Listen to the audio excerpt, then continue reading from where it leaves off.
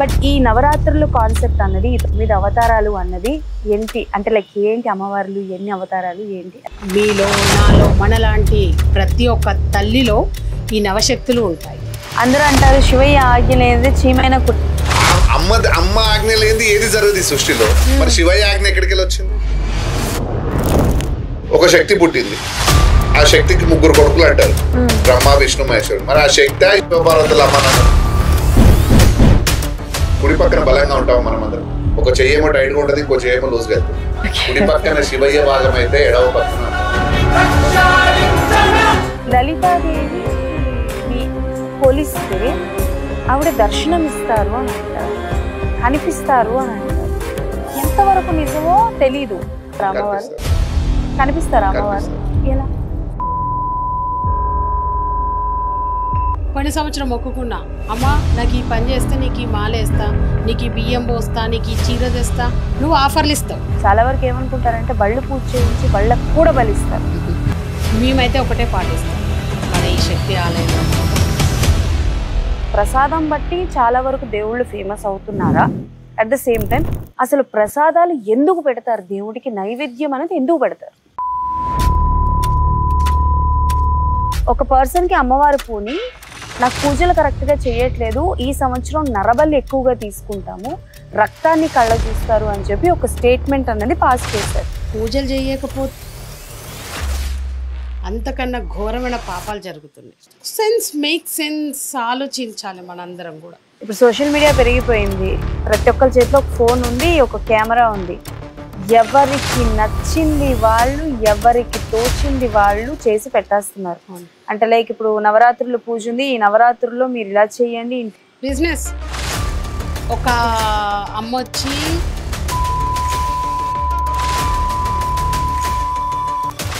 బంగారంలో కూడా చాలా మంది అమ్మవారి విగ్రహాలతో ఉంటాయి. అమ్మవారు, కృష్ణుడు, రామ్, ఇట్లా డిఫరెంట్ డిఫరెంట్ చూసిండ్రు మీరు. తమిళనాడులో ఒక హారమే తయారు చేసిండ్రు, complete Kanchi Kamakshi temple theme మొత్తం. ఓకే, అంత టెంపులే ఉంటుంది.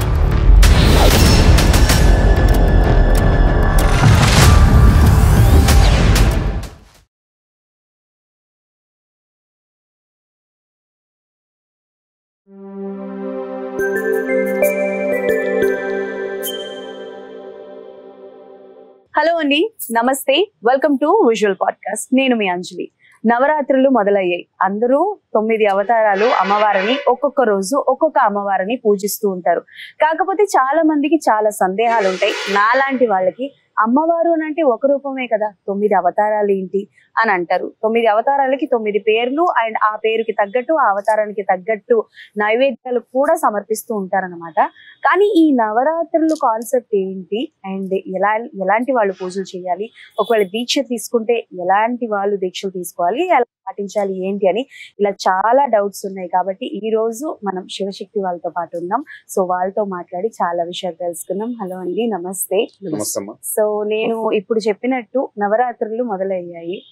నవరాత్రులు అనగానే 9 అవతారాలు ఉన్న అమ్మవారిని పూజించడం మొదలు పెడతారు. అలాగే ఒక్కొక్క అవతారానికి చొప్పున ఒక్కొక్క నైవేద్యాన్ని కూడా సమర్పిస్తూ ఉంటారు. బట్ ఈ నవరాత్రులు కాన్సెప్ట్ అన్నది 9 అవతారాలు అన్నది ఏంటి అంటే లైక్ ఏంటి అమ్మవార్లు ఎన్ని అవతారాలు ఏంటి అది ఒకసారి చెప్పారు. ఇందాక మీరు అన్నట్టే నవరాత్రులు అంటే లైక్ అమ్మ ఒక్కరే కదా, ఎందుకు ఇన్ని రకాల అలంకరణలు, అమ్మవారికి ఒక్కొక్క రూపము, విశేష నైవేద్యాలు ఇవన్నీ ఎందుకు అని చెప్పి అని అన్నారు. మనం కాలం మారుతున్న కొద్దీ చాలా కొత్త కొత్త థింగ్స్ యాడ్ అవుతూ పోయినాయి. ఈ మనందరం కూడా ఆలోచించాలి. లైక్ ఇప్పుడు గణపతి నవరాత్రులు చేసుకున్నాం మనము, అమ్మవారికి కూడా ప్రత్యేకంగా నవరాత్రులు ఈ 9 రోజుల్లో మళ్ళీ మనం పగలు అనట్లేము, రాత్రులనే అంటున్నాము. అమ్మవారికి నవరాత్రులు చేస్తున్నాం మనం. ఎందుకనే దీని వెనుక కూడా ఏదో కారణం, చాలా పెద్ద కారణమే ఉంటుంటుంది. మన పూర్వీకులు మనకి ఏ ఆచారం ఇచ్చినా, ఏ పండుగలు ఇచ్చినా కూడా దాని వెనుక చాలా పెద్ద కారణం ఉండే ఉంటుంది. సో కాలంతో పాటు మనము మారుతూ, మన పద్ధతులు మారుతూ వచ్చినాయి. నేను ఎవరిని ఉద్దేశించి కూడా ఇప్పుడు నేను చెప్పబోయేది ఇది నా ఒపీనియన్ అని కూడా నేను చెప్పను, ఇది పాటించమని కూడా నేను చెప్పాను. మేము గత 4 సంవత్సరాల నుంచి అమ్మవారిని ఏ విధంగా అయితే పూజిస్తున్నామో, ఏ విధంగా ఆమెని మేము ఇక్కడ నిలుపుకొని ఆ 9 నవరాత్రులు మేము ఆమెకి ఘనంగా మాకు తోచినట్టుగా అమ్మ ఏది కోరితే అది చేస్తూ పోతున్నాం. మీకు దాని గురించి అయితే నేను క్లియర్ గా చెప్తాను. మనము మేము అమ్మని ఏ విధంగా మమ్మల్ని అమ్మవారు ఏ విధంగా పూజించమని చెప్పిండ్రు, లైక్ అదే కాకుండా మేమేం పాటిస్తున్నాము, మాకు ఆ నవశక్తుల గురించి తెలిసినది, ఒక్కొక్క అలంకరణ, పూజ విధి విధానం మేము ఏ రకంగా చేస్తాము ఏంటిది అనేది మీకు నేను చెప్తాను. చెప్పండి. ఫస్ట్ వచ్చేసి మనము బాలా త్రిపుర సుందరి. ఈ నవశక్తులు ఒక స్త్రీలో అంటే మీలో నాలో మనలాంటి ప్రతి ఒక్క తల్లిలో ఈ నవశక్తులు ఉంటాయి. మనం అందరము అమ్మవారు అంటే అమ్మవారి వరకే చూస్తున్నాం ఈ నవశక్తిని, కానీ మనలో కూడా ఆ నవశక్తులు ఉంటాయి. అది మన పుట్టుకతోటే మొదలవుతుంది అని చెప్పి అమ్మవారి మొదటి బాలా త్రిపుర సుందరితోనే మనకి మొదలవుతుంది. అది మనలో తత్వము, అమ్మ ఎలా ఉంటుంది మనలో అనేది కూడా మనం తెలుసుకుందాం. లైక్ చిన్న పిల్లలు ఎట్లుంటారు, చిన్నపిల్లలు అంటే వాళ్ళలో కలమషం ఉండదు, అవును, వాళ్ళకి ఈర్ష ఉండదు, కోపము, ద్వేషము, పగ ఇట్లాంటివి ఏవి ఉండవు. వాళ్ళు ప్రతిదీ కూడా దెబ్బ తాకినా క్షణమేడ్చి నవ్వుతూ వెళ్ళిపోతూ ఉంటారు. అమ్మ మొదటి రూపం మనకి మనిషిలో కోరిక, ఈ కోపము ఇలాంటివన్నీ ఉండకుండా ఉండాలి ఒక స్త్రీ అనే తత్వాన్ని తెలిపేదే అమ్మ మొదటి రూపం మనకి, బాలా త్రిపుర సుందరి రూపం. బాలా త్రిపుర సుందరి అనేది ఉంది కదా, అంటే లైక్ అమ్మవారు. సో అమ్మవారికి కూడా నేను మెన్షన్ చేసినట్టు ముందు, సో ఒక్కొక్క అమ్మవారికి అమ్మవారి రూపానికి తగ్గట్టు నైవేద్యం అన్నారు కాబట్టి సో మీరు అది కూడా చెప్తారు. కానీ నాకు తెలిసినంత వరకు బాలా త్రిపుర సుందరి అని అంటే నాకు తెలిసి చిత్రాన్నాన్ని పెడతారు అని అంటారు. నేను మీకు ఇందాక అదే చెప్పిన, కొంతమంది పాయసం పెడతారు. ఇప్పుడు మన దగ్గర ఏంది అని అంటే లైక్ పసిబిడ్డ లెక్కల అమ్మవారు మొదటి రోజు పసిబిడ్డ లెక్కల కాబట్టి మనం ఎట్లా ఆమెకు అన్ని స్వీట్ కి సంబంధించినవి, మన దగ్గర విశేష అర్చన అయినా కూడా స్ఫటికతో ధూపంతో అమ్మవారికి లైక్ చిన్న పిల్లలకి ఏమేమి సంతోషం కలిగిస్తాయో మేము అమ్మవారికి అన్ని ఆభరణాలతో పట్టులంగతో వాటితో అమ్మవారికి అన్ని సమర్పించి ఆ రకంగా చేస్తూ ఉంటాం అనమాట.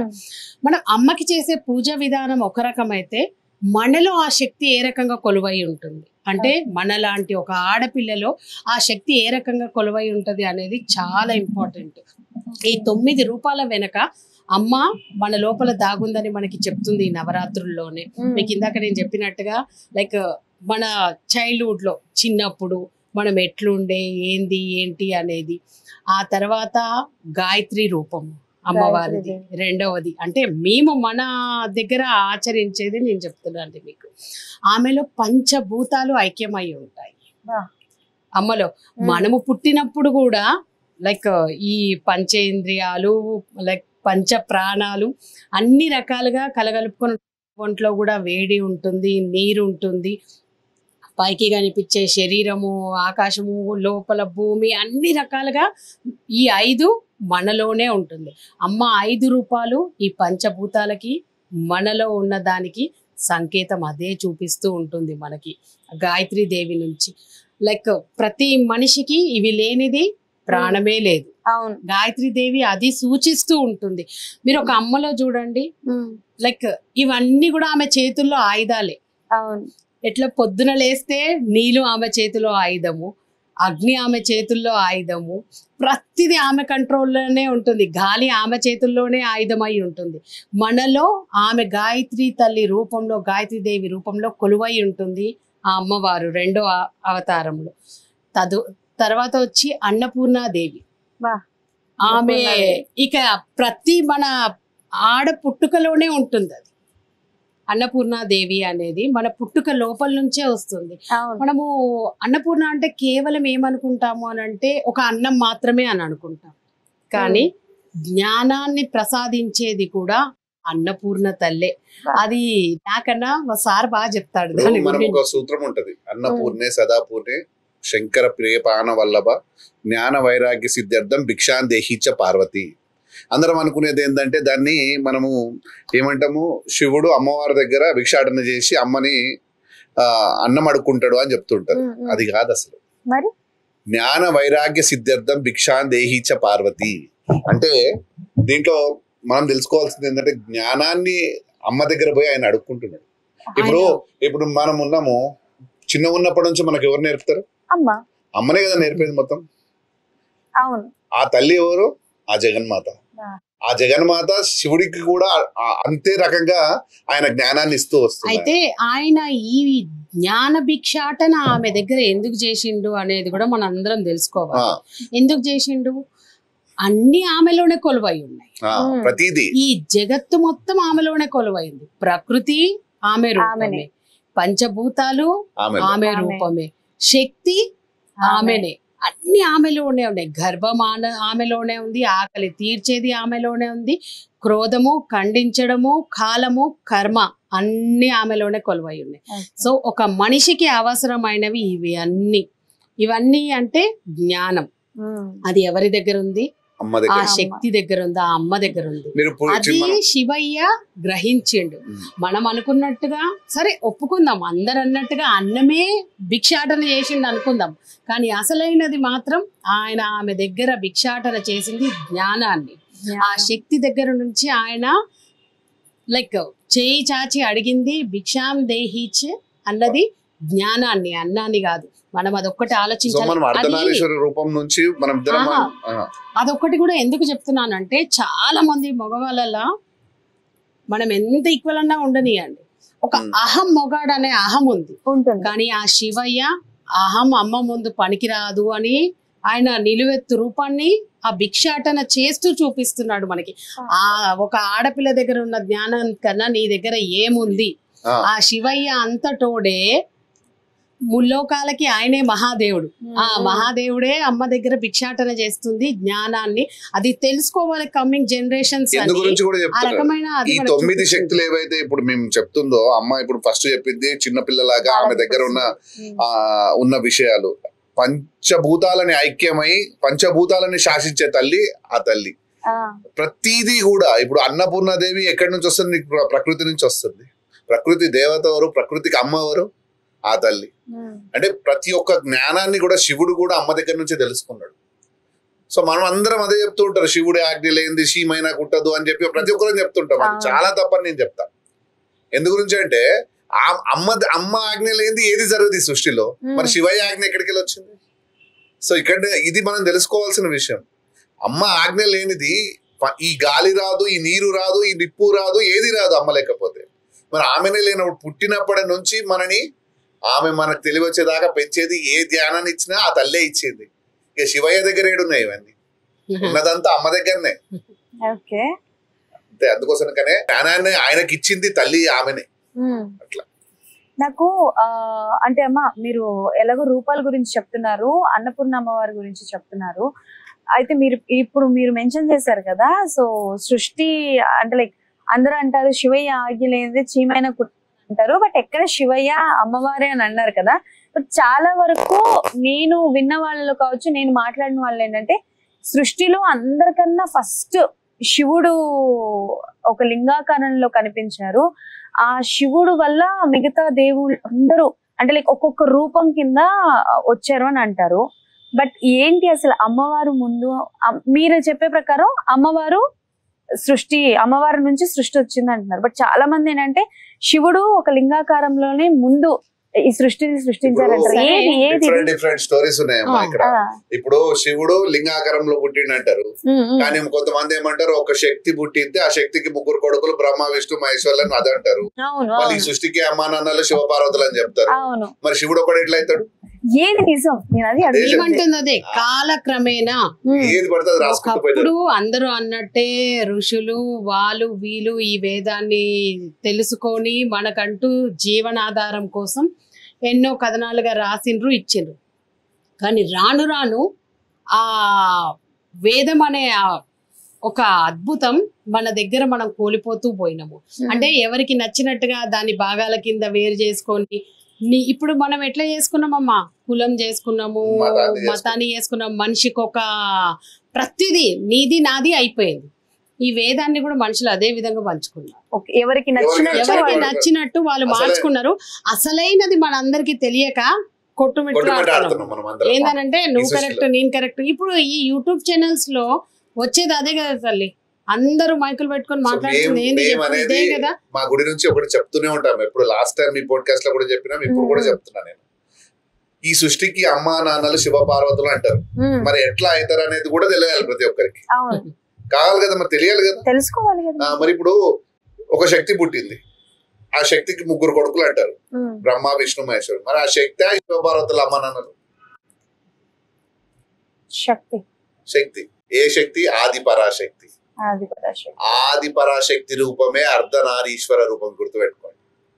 ఆది అంటే శివయ్య, పరాశక్తి అంటే అమ్మ. ఆ అర్ధనారీశ్వర రూపమే ఆది పరాశక్తి రూపం.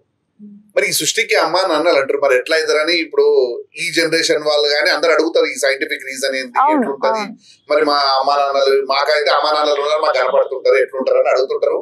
వాళ్ళ నుంచి మనకు ఇప్పుడు మనకు అమ్మా నాన్నలు అందరికి ఉంటే వాళ్ళ నుంచి మనకు ఏదో ఒక పోలికలు వస్తాయి, మన అందరికి వస్తాయి కదా. మరి ఈ సృష్టికి అమ్మా నాన్నలు వాళ్ళ నుంచి కూడా మన పోలికలు రావాలి కదా. వచ్చినాయా మరి మనకు అర్థం రాలేదా? మరి అందుకోసమే ఈ ఆలయానికి వచ్చినప్పుడు అందరిని మేము చెప్తూ ఉండేది కూడా ఇదే, వచ్చినప్పుడు ఆ విగ్రహాన్ని కరెక్ట్ గా గమనించండి, ఇక్కడ ఉన్న విశిష్టతను తెలుసుకొని పోమని చెప్తూ ఉంటారు.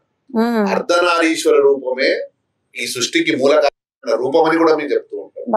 ఈ సృష్టికి మూల కారణమైన రూపం అర్ధనారీశ్వర రూపం. ఎట్లా అంటే ఈ సృష్టికి అమ్మా నాన్నలు చెప్పడానికి మీ శరీరమే నిదర్శనం. మీ శరీరం, నా శరీరం, తన శరీరం, ఈ యొక్క రూపం ప్రతి ఒక్క ఆడపిల్ల గాని మగ పిల్లలు అందరిలో ఉంటుంది. ఎలా ఉంటుంది? మన శరీరంలో కొన్ని డిఫరెన్సెస్ ఉంటాయి. ఎప్పుడైనా గమనించరా? అంటే నాకు అర్థం కాలే. అంటే లైక్ ఎవరి శరీరంలో వాళ్ళ శరీరంలో ఇప్పుడు మనకు అర్ధనారీశ్వర రూపం అంటే మనందరికి ఏం తెలుసు? అంటే సగం పురుషుడు సగం స్త్రీ కలిసి అమ్మవారికి శివయ్య ఇచ్చిండు. అవును, శివుడు అమ్మవారికి సగభాగం ఇచ్చారు. లేకపోతే ట్రాన్స్జెండర్స్ ని కూడా అంటారు రియల్ రేపు. అవును, రియల్ రేపు కాదు, ముందు నుంచి ట్రాన్స్జెండర్ అర్ధనారీశ్వర అంటారు. అది తప్పు. కానీ ఇప్పుడు చెప్తా, మీరు తెలుసుకోండి. మీ శరీరంలో ప్రతి ఒక్కరి శరీరంలో ఈ తేడాలు ఉంటాయి, కొంచెం చేంజెస్ ఉంటాయి. మనం కుడి పక్కన బలంగా ఉంటాం మనం అందరం, ఎడవ పక్కన కొంచెం బలహీనంగానే ఉంటాం. కుడితో పోల్చుకుంటే ఎడవ పక్కన మీ సైజెస్ తేడా ఉంటాయి, ప్రతి ఒక్కరికి డిఫరెన్సెస్ ఉంటాయి. గమనించారు ఎప్పుడన్నా? అంటే జనరల్ గా మళ్ళీ ఇప్పుడు మీరు చెప్తున్నారని నేను చెప్పట్లేదు, కానీ సమ్ టైమ్స్ అనిపిస్తుంది లైక్ ఇప్పుడు మనం డ్రెస్సెస్ ఏమైనా వేసుకుంటే ఇటు పక్క కొంచెం లూజ్. ఇంకా మీకు తెలియాలంటే ఇప్పుడు చెప్తా. మీరు గాజు ఒకటే సైజ్ గాజు వేసుకుంటారు, ఒక చెయ్యేమో టైట్ గా ఉంటది, ఇంకో చెయ్యేమో లూజ్ గా వెళ్తుంది. గమనించారు ఎప్పుడన్నా? ఉంటుంది, అప్పుడు కొంతమందికి ఉంటుంది అలా. ఇంకా అర్థం కాలేదా? లేదు, ఉంటుంది కొంతమంది. ఇంకా అర్థం కాలేదా మీకు? లేదు. మీ శరీరమే అర్ధనారీశ్వర రూపం. ఓకే, కుడి పక్కన శివయ్య భాగం అయితే ఎడవ పక్కన అమ్మవారి భాగం. ఇక్కడ అందరూ అంటూ ఉంటారు, శక్తి లేనిదే శివుడు శవంతో సమానం అని చెప్తూ ఉంటారు. శక్తి లేకపోతే నిజంగా మీరు కూడా శవమే. ఎట్లా చెప్పండి? మీ ఎడవ పక్కన బాగానే హృదయ స్థానం ఉంటుంది. ఈ హృదయం పనిచేస్తేనే మీ శరీరంలో ఉన్న బ్లడ్ సర్క్యులేషన్ కానీ ఇంకా మిగతా అన్ని జరుగుతూ ఉంటది. ఒకవేళ ఈ హార్ట్ మీ శరీరంలో ఏ ఆర్గాన్ పని చేసినా పని చేయకపోయినా బతికి ఉంటారు మీరు. కానీ హార్ట్ పని చేయకపోతే అది హార్ట్ ఎవరి దగ్గర ఉంది? శక్తి అమ్మ దగ్గర. అందుకోసమనే అమ్మనే అంటారు ఆయన. ఇప్పటి వరకు చెప్పినాను కదా మీకు, ఏమని? శివుడే అమ్మ దగ్గర జ్ఞానాన్ని అడుగుతున్నాడు. అంటే ఆ మనసు కూడా అమ్మ దగ్గరనే ఉన్నది. మగవాళ్ళు ఎంత గొప్పోడైనా గాని అమ్మ అంత అది ఉండదు. ఉంటదా? ఉండదు. సో అందుకోసానికి ఈ సృష్టికి అమ్మా నాన్నలు ఆ శివ పార్వతులు అని చెప్పడానికి మీ శరీరమే నిదర్శనం. సూపర్. అంటే లైక్ ఇంతసేపు మీరు చెప్పినా నాకు అర్థం కాలేదు, కానీ బట్ ఒక్క గాజు ఎగ్జాంపుల్ తో నాకు అర్థమైంది. అండ్ అమ్మ 3వ అవతారం అన్నపూర్ణాదేవి చెప్పారు, ఆ తర్వాత 4వ అవతారం లక్ష్మీదేవి. దీని వెనక అందరం ఉరుకుతా ఉంటాము. ఆమె ఏంటన్నా మొక్కితే ఆమె వస్తుంది అని అంటే అది ఎంత దూరం అయినా ఉరుకుతాం, ఏం చేయమన్నా చేస్తాం. ఆమె వెనుక ఉరకని వాళ్ళు అంటూ ఉండరు. కానీ మన దృష్టిలో లక్ష్మి అంటే సంపద మాత్రమే అని అనుకుంటాం, గాని కాదు. లక్ష్మి అంటే మనలో బుద్ధి, మన ఆహాన్ని అన్ని రకాలుగా ఆమెని మనల్ని పరీక్షిస్తూ ఆమె నీ దగ్గరకు వచ్చిందంటేనే నీ బుద్ధి, నీ తత్వము, నువ్వు ఎట్లాంటి మనిషివి అని ప్రపంచానికి చూపించిపోతుంది. నువ్వేంది అని ఆమె నీ దగ్గరకు వచ్చినప్పుడు నువ్వేంది అనేది ప్రపంచానికి చూపించేస్తుంది. దాన్ని బట్టే నీ పుట్టుక కారణం నువ్వు తెలుసుకొని బతుకుతున్నావా, లేకపోతే నీ అవసరార్థం నీ ఇష్టాల కోసం నువ్వు బతుకుతున్నావా అనేది చూపించిపోతుంది. ఒక చిన్న ఎగ్జాంపుల్, వాళ్ళ వీళ్ళ గురించి ఏం చెప్పను, మా గురించే చెప్తాను. ఇప్పుడు అదే లక్ష్మి మా దగ్గర కూడా ఉంది. టైం వచ్చినప్పుడు ఆ లక్ష్మి మాకు 2 అవకాశాలు ఇచ్చింది. ఒకటి, నీ దగ్గర ఉన్నది నువ్వు నీ కుటుంబము లైక్ లగ్జరియస్ లైఫ్ ఇది బతుకుతావా, ఎంజాయ్ చేసుకొని నువ్వెందుకు పుట్టినవో కారణం నేను నీకు చూపిస్తున్నాను, ఇది చేస్తావా, దట్స్ ఇట్. రెండో మార్గాన్ని ఎంచుకున్నాం. ఎందుకు అని అంటే ఆ ఆహాన్ని అది మనకి అక్కడే వదిలిపెట్టేసినాం. మాకు అది అర్థమయ్యింది. ప్రతి మనిషి కూడా అర్థం చేసుకోవాల్సింది ఇదే. మన దగ్గర డబ్బు ఉంది అని అంటే ఏదో నువ్వు జలసాగా బతకమని అమ్మవారు ఇయ్యలేదు, లేకపోతే నీ కుటుంబం కోసం మూటలు కట్టి ముళ్ళేసి దాయమని నీకు ఇయ్యలేదు ఆమె. ఆ లక్ష్మి నీ దగ్గరకు వచ్చిందంటేనే నీ వల్ల ఈ సృష్టిలో తాను ప్రాణం పోసిన జీవికి ఏదో ఒకటి నువ్వు చెయ్యాలని మాత్రమే ఆ తల్లి నీకు అది ఇచ్చిందే గాని నువ్వు అట్లా అని నేను మొత్తమే నీదంతా తీసి కడుపులో తీసి వాళ్ళకి పెట్టమని నేను చెప్పను. Lakshmi is not only a money, she is everything. జ్ఞానము మనం అనుకుంటాము ఒక్కొక్క దేవత దగ్గర ఒకటే ఉంటది అని అనుకుంటాం, కానీ మనం మర్చిపోతుంది ఏంటంటే ఈ నవశక్తులు కలిస్తేనే ఆ ఆది పరాశక్తి అన్న విషయం మనం మర్చిపోతున్నాము. ఇవన్నీ కూడా కేవలం మన వరకు మనము లైక్ మనకు అర్థం కావడానికి ఈ తల్లిని అంటే ఆ తల్లిలో ఈ రూపం ఉంది. ఫర్ ఎగ్జాంపుల్ చూడండి, మన అమ్మని చూడండి, మనము అమ్మ దగ్గర అన్నీ ఉంటాయి. బాలా త్రిపుర సుందరి లెక్కల పసితనము ఉంటుంది, గాయత్రీ దేవి లెక్కల పంచభూతాలని శాసించి తన చేతుల్లో ఆధీనంలో పెట్టుకునే అది ఉంటుంది. అన్నపూర్ణ తల్లి దగ్గర తల్లి అన్నం లేదని ఎప్పుడు చెప్పదు. అవును. ఎట్లా ఈ సృష్టిలో మనం ఈ భూమిని ఎంత ఘోరంగా ఎంత చీల్చి చెండాడుతున్నా ప్రకృతిని అంతం చేస్తున్నా కూడా మళ్ళీ పుట్టుకొస్తుంది ఆ తల్లి. ఇంట్లో తల్లి ఎట్లుంటది, అందరు తినేదాకా ఆమె తిననే తినదు. ఇప్పుడు ప్రతిరోజు నిదర్శనం అదే చూపిస్తుంది. అలానే ఉంటారు. మీరున్నంత వరకు అంటే మనలాంటి పాప జీవులు ఉన్నంత వరకు తల్లి నేను ఎప్పటికీ మీకోసం మళ్ళీ మళ్ళీ ఇస్తూనే ఉంటా అని చెప్పి ఆ ప్రకృతి రూపంలో అన్నపూర్ణదేవి మనకు అదే కదా చూపిస్తుంది. ప్రతిదీ ఏదైనా సరే ఏది విషయం కాదు. మనం అనుకుంటాము కొన్ని చెట్లు, కొన్ని పండ్లు, కొన్ని కాయలు, ఇది తినొద్దు అది తినొద్దు, ఇది విషము ఇది అది అని చెప్పి. ఏది విషం కాదు. ఈ భూమి మీద పుట్టింది ప్రతిదీ అంటే ఆమె రూపమే. అమ్మ ఎక్కడైనా విషము చేదు ఉంటుందా? ప్రతిదీ మన ఒంటికి అవసరం కాబట్టి దాని తత్వాన్ని ఒకటి చేదుగుంటది, ఒకటి ఒగరుగుంటది, ఒకటి పుల్లగుంటది, ఒకటి సుమారు మన నోటికి నచ్చిన రుచిని ఇస్తుంది. మనం ఏం చేస్తున్నాం అంటే రాను రాను ఆ తల్లిని మనకు దూరం చేసుకుంటున్నాం. సహజ సిద్ధంగా వచ్చిన ప్రకృతిలోంచి వచ్చిన తిండిని వదిలేస్తున్నాం. We all running behind junk food. Taste buds ఈ 3 అంగుళాల నాలిక దాటితే అది ఏడకపోతుందో మనకు తెలియదు, ఏమైతుందో కూడా తెలియదు. మళ్ళీ పొద్దున దానిపైన చేసుకోవాలి. కానీ దానికోసం మాత్రం తాపత్రయపడి 100 కిలోమీటర్లైనా పోయి తినొస్తుంది. ప్రతిరోజు ఆమె ఏం చెప్తుంది, నేను కొలువై ఉన్న నీ ఇంట్లో ప్రకృతి రూపంలో ఒక పండుగ, ఒక కూరగాయగా, లేకపోతే ఏదో బియ్యంగా, పప్పుగా, అన్ని రకాలుగా ఆ తల్లి వచ్చి మన ఇంట్లో కూర్చుంటే మనం ఏం చేస్తాము, ఎవడతాడు నడు బయటికి పోయి తినొద్దాంపా, లేకపోతే ఆడ కొత్త హోటల్ పెట్టిండ్రంట, ఈడ కొత్త డ్రైవింగ్ వచ్చింది. ఇవే మనము అన్నపూర్ణ తత్వాన్ని కోల్పోతున్నాము. నేను ప్రతి ఒక్క అమ్మాయికి చెప్తున్నాను, మనము అన్నపూర్ణ తత్వాన్ని కోల్పోతున్నాము. ఈ 9 శక్తుల గురించి నేను చెప్తున్నాను చూడమ్మా, ఇవన్నీ రాను రాను మన ఆడవాళ్ళే మనం కోల్పోతున్నాం. కానీ గుర్తుంచుకోవాలి, ఎందుకు ఈ నవరాత్రుల్లో తల్లి మనకి ఏం సూచిస్తుంది, ఏం చెప్తుంది ఒక అమ్మాయి గురించి. నీ లోపల నేనున్నాను, ఈ తత్వంలో నేనున్నానని మనకు చెప్తుంది. ఇందాక మీకు చెప్పినట్టు ఒక చిన్న పిల్లలాగా అమ్మ పసిబిడ్డ బిడ్డతో ఆడుతుంది. తనని మనము వదిలేస్తే పసిబిడ్డ అన్ని రకాలుగా బిడ్డని లాలిస్తుంది, పాలిస్తుంది, అన్ని చేస్తుంది. అండ్ పంచభూతాలని శాసిస్తుంది ఇంట్లో. ఆమె లేకపోతే ఆ పంచభూతాలకు పనే ఉండదు. ఉంటుందా చెప్పు? అమ్మ లేకపోతే ఏం చేస్తాం? స్విగ్గీయో జొమాటో లేకపోతే ఎక్కడికైనా పోయి తెచ్చుకొని తింటాం. అమ్మ ఉంటే అన్నిటినీ చేతిలో పట్టి వంట చేస్తుంది, పెడుతుంది, అన్ని రకాలుగా చూసుకుంటుంది. ఆ పంచభూతాలని ఆమెకి ఎన్ని రకాలుగా అవసరమో తన కుటుంబానికి అన్ని రకాలుగా ఇస్తుంది. అదే అన్నపూర్ణ తల్లి తను ఒక పండు ఇదే రూపంలో కాదు తల్లి. ఒక మొగాడి శరీరం దేనికి వరకు పనికొస్తుంది? కానీ ఒక ఆడపిల్ల శరీరం, తన శరీరంలో ఒక భాగం ఒక బిడ్డ ఆకలిని తీర్చడానికి పనికొచ్చేంత గొప్ప శరీరం ఒక ఆడపిల్లది. ఒక మగవాళ్ళకి తన శరీరంలో ఏ భాగంతో అయినా బిడ్డ ఆకలి తీర్చగలుగుతాడా? లేదు. కానీ తన అవయవంతో తన రక్తాన్ని పాలగా చేసి ఆకలి తీర్చే తత్వం ఉన్నది ఒక స్త్రీ, ఒక తల్లి. ఆ తల్లి ఆ రూపాన్ని మన లోపల ఉండి కొలువై మనకి చూపిస్తుంది. కానీ ఇది చాలా తక్కువ మంది అర్థం చేసుకుంటారు. చాలా తక్కువ. Nowadays they are not ready to, they are not willing to feed a baby. Yeah, నిజమేనండి. ఇది నేను ఎందుకు చెప్తున్నానంటే చాలా మందిని చూస్తున్నాను. నీకు ఆ స్థానాన్ని ఇచ్చిందే, ఆ ఆర్గన్ ని ఇచ్చిందే అమ్మ, బిడ్డ ఆకలి తీర్చమని. నీ లోపల ఆ తత్వం కొలువై ఉంది, నేనుండను అని చెప్పి అమ్మ చెప్తుంది.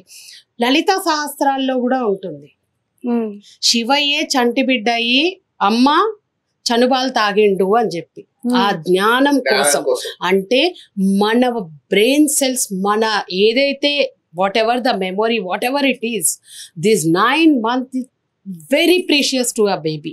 ఈ 9 నెలలు మన బిడ్డకి ఎంతో ముఖ్యమైనవి. ఆ 9 శక్తులు ఆ బిడ్డ లోపలికి వెళ్ళే టైం ఇది. తల్లి ఆలోచిస్తే అది పిల్లలకు వస్తుంది అని చెప్తుంటారు. అవును, మరి ఎలా వస్తుంది? ఇక్కడి నుంచే కదా తల్లి, ఇది కోల్పోతూ ఉన్నాం మనం. మన కళ్ళ ఇప్పుడు ఈ జనరేషన్ పిల్లలు ఆలోచించాల్సిన విషయం కూడా, నువ్వు ఏ రకంగా ఉంటే నీ పిల్లలు ఆ రకంగా పుట్టు. అది చాలా ఇంపార్టెంట్. తల్లి తత్వాన్ని పూడగొట్టుకుంటున్నాం మనం రోజు రోజు.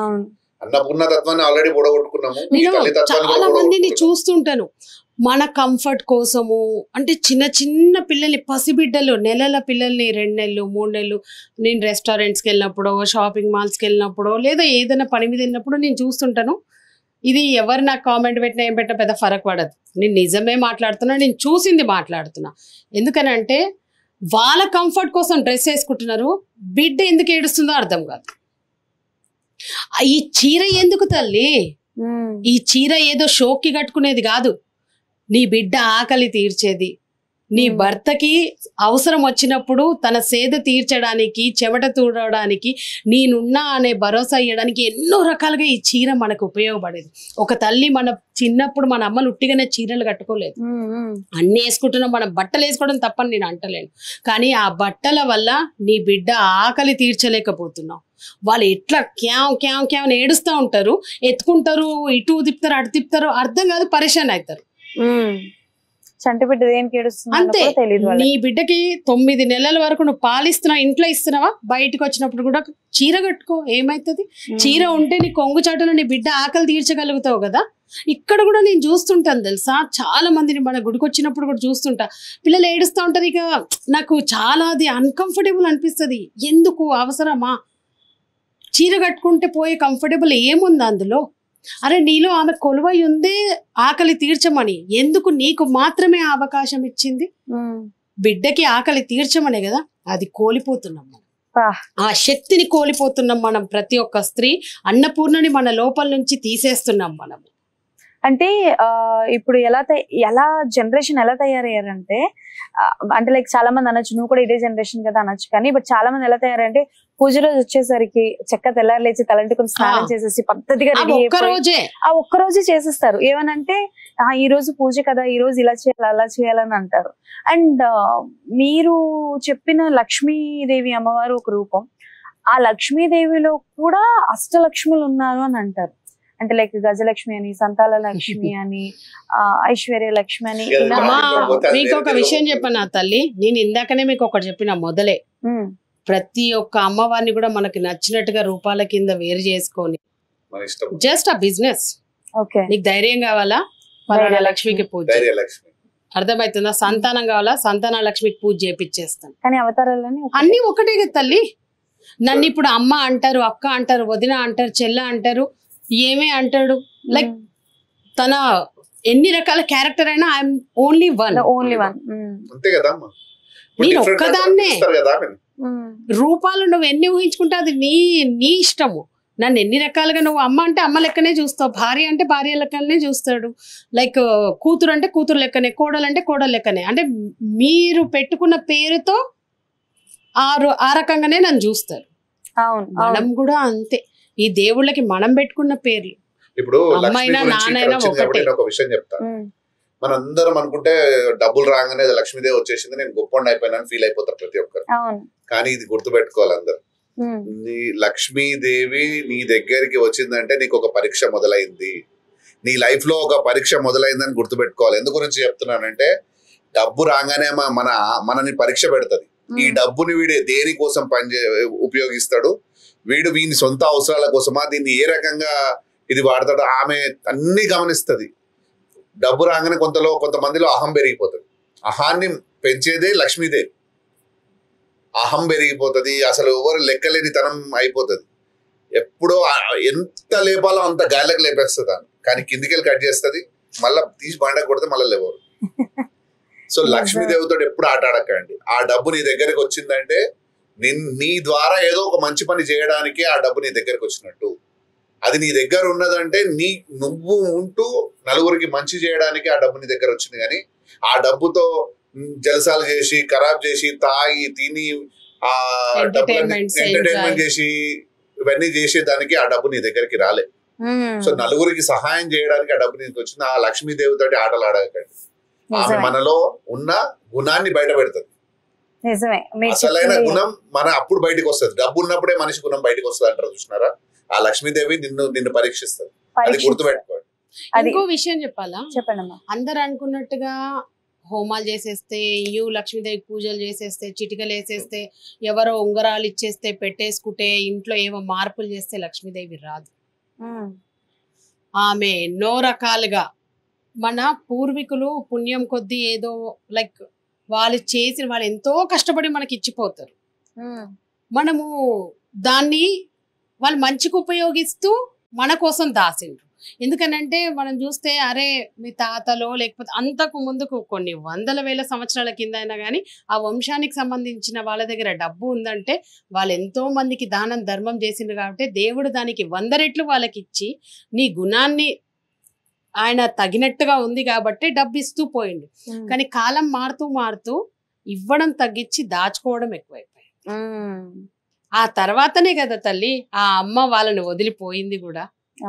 అందుకే అంటారు వీడేం పాపం చేసిండో, వాళ్ళు అట్లా బతికి వాళ్ళ కుటుంబం గిట్లా అయ్యింది అట్లా అయ్యింది అని చెప్పి అని అంటుంటారు. కానీ పాపం వాళ్ళు మొదట విత్తనం వేసిన వాళ్ళు కరెక్ట్ గానే వేసిండ్రు. కానీ ఏమైపోయింది, చెట్టు పెరుగుతూ పెరుగుతూ పెరుగుతూ ఏమైంది, రాను వాళ్ళు చేసే పాపాలకి వీళ్ళకి పోయింది. ఇది ఎట్లయిపోయిందంటే మన బుద్ధి మన ఆలోచన ఎట్లయిపోయిందని అంటే రీసెంట్ గానే సమ్వేర్ ఐ హర్డ్ దిస్, చదివినో వినడో గుర్తులేదు అంతగానం, కానీ చెప్పాలనిపించింది. చెప్పండి. ఒక మనిషి మన ఏమంటారు యాపిల్ చెట్టు కింద వండుకొని ఉంటాడంట. యాపిల్ చెట్టు కింద వండుకొని మనకు తెలివెక్కువ కదా, పండుకొని అనుకుంటాండ ఈ దేవుడికి బుద్ధి లేదు, ఈ చిన్న చిన్న కాయలేమో ఇంత పెద్ద చెట్టుకి కాసేటట్టు చేసిండు, ఇంత పెద్ద గుమ్మడికాయ ఏమో తీగ లెక్కలు ఉన్న పాపం సన్న దానికి కాసేటట్టు చేసిండు, దేవుడికి అసలు తలకాయ లేదని చెప్పి దేవుడిని తిట్టుకొని జరసేపు పండుకుంటాడు. పండుకున్నప్పుడు అతను లేసేసరికి కొంచెం గాలి దుమారం లెక్కలు వచ్చి ఆ చెట్టుకున్న కాయలన్నీ మీద పడ్డాయి అన్నమాట. అతని మీద పడిపోయేసరికి టక్కున లేస్తాడు. టక్కున లేచిన తర్వాత అతను ఏదైతే ఆలోచించుకొని వండుకున్నాడో అతను తడుతుంది అనమాట. అరే నేను ఎంత పెద్ద తప్పు మాట మాట్లాడిన దేవుడి గురించి, అదే ఇంత పెద్ద చెట్టుకి అంత పెద్ద గుమ్మడికాయలు ఉండి నా నెత్తి మీద పడితే ఇప్పటిదాకా నేను పోయేటోడిని. దేవుడికి కాదు బుద్ధి లేనిది, మనిషికి బుద్ధి లేదు. ఆయనకి తెలుసు దేనికి ఎంత పెద్ద చెట్టుకి ఎంత కాయ ఇయ్యాలో, ఎంత సన్నటి తీగ ఎంత పెద్ద గుమ్మడికాయని మొయ్యగలదో, దేనిని భూమి మీద ఉంచాలి, దేనిని ఆకాశానికి ఎత్తి చూపియాలని ఆయనకి తెలుసు. ఇదే లక్ష్మీదేవి తత్వం కూడా. ఒక మనిషికి ఏమిచ్చినా ఏది ఎప్పుడు ఎక్కడ ఉపయోగించాలి, ఏం చేస్తాడు అనే మన బుద్ధిని ఆమె మనలోంచి బయటకు తీసుకొచ్చి పరీక్షిస్తూ చూపించేదే మనకి ఈ కథ మస్తు చెప్తుంది. ఈ లక్ష్మికి రిలేటెడ్. అవునవును, మనం అర్థం చేసుకుంటే అర్థమవుతుంది మనకి. నేను విన్నాను బట్ అది రకరకాలుగా విన్నాను, బట్ ఈ ఎగ్జాంపుల్ వాజ్ వెరీ నైస్, చాలా బాగుంది. సో అంటే లైక్ అవతారాల్లో లక్ష్మీదేవి అవతారం తర్వాత ఏ అవతారం? ఆ జగత్తునే తన కాళ్ళ కింద పెట్టుకొని కూర్చున్న ఆ జగన్మాత లలితా త్రిపుర సుందరి, బాబా శ్రీచక్రంలో కొలువై ఉన్న ఆ తల్లి. అందరూ కూడా అంటూ ఉంటారు. గరికపాటి గారు కూడా ఎప్పుడు చెప్తూ ఉంటారు, అందరికన్నా గొప్ప తల్లి లలితా త్రిపుర సుందరి అని చెప్పి. ఇక ఆమె గురించి చెప్పాల్సిన అవసరం ఏముంది, అన్నిటినీ తలలో కొలువయ్యి లలితా సహస్రాల్లో ఆమె గురించి చాలా బాగా రాసిండ్రు. ఆమె ప్రతి ఒక్క ఆ సహస్రాల్లో ఆమె తత్వం ఉంది. ఆమె ఏమిటి, మన జీవనం ఏంది, భార్య భర్తలు అంటే ఏంది, ఎట్లా బతకాలి, ప్రతిదీ లలిత గంటలు గంటలు చదువుతాం, పారాయణం చేస్తాం, అన్ని చేస్తాం, కానీ అది పాటిస్తలేము. పాటించడం కాదు, దాని అర్థం చాలా మందికి తెలియదు. పాటిస్తలేం కూడా, అర్థాలు ఈ మధ్య చెప్తున్నారు, చాలా మంది చెప్తున్నారు మైక్ల ముందు కూర్చొని, గానీ దాన్ని ఎవరు పాటిస్తలేరు. మీరు ఇప్పుడు లలితాదేవి గారి గురించి చెప్తున్నప్పుడు, అమ్మవారి గురించి, నేను చిన్నప్పుడు ఉండేటప్పుడు మా అమ్మ వాళ్ళు కూడా పూజ చేసేవారు. అంటే లైక్ శుక్రవారం వస్తే లలితాదేవి అమ్మవారిని అంటే కొంతమంది సహస్రనామ స్తోత్రాలు చదవడం అట్లాంటివి చేస్తారు. రీసెంట్ గా నేను విన్నది ఏంటి అని అంటే, లలితాదేవిని కొలిస్తే ఆవిడ దర్శనం ఇస్తారు అని అంటారు, కనిపిస్తారు అని అంటారు.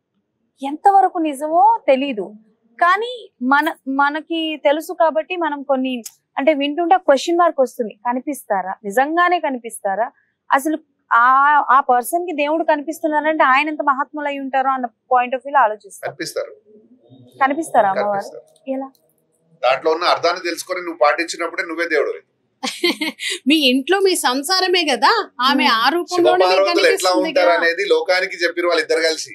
అందులో భార్యాభర్తలు ఎలా ఉండాలి అని, ఈ లోకంలో భార్యాభర్తలు ఎలా బతకాలి, మొత్తం కుటుంబం అంటే జీవితం అంటే అందులోనే దాగుంది. భార్యాభర్త ఎట్లా బతకాలని ఉంటే మీరు పాటించినప్పుడు మీరు గడిపడతారు.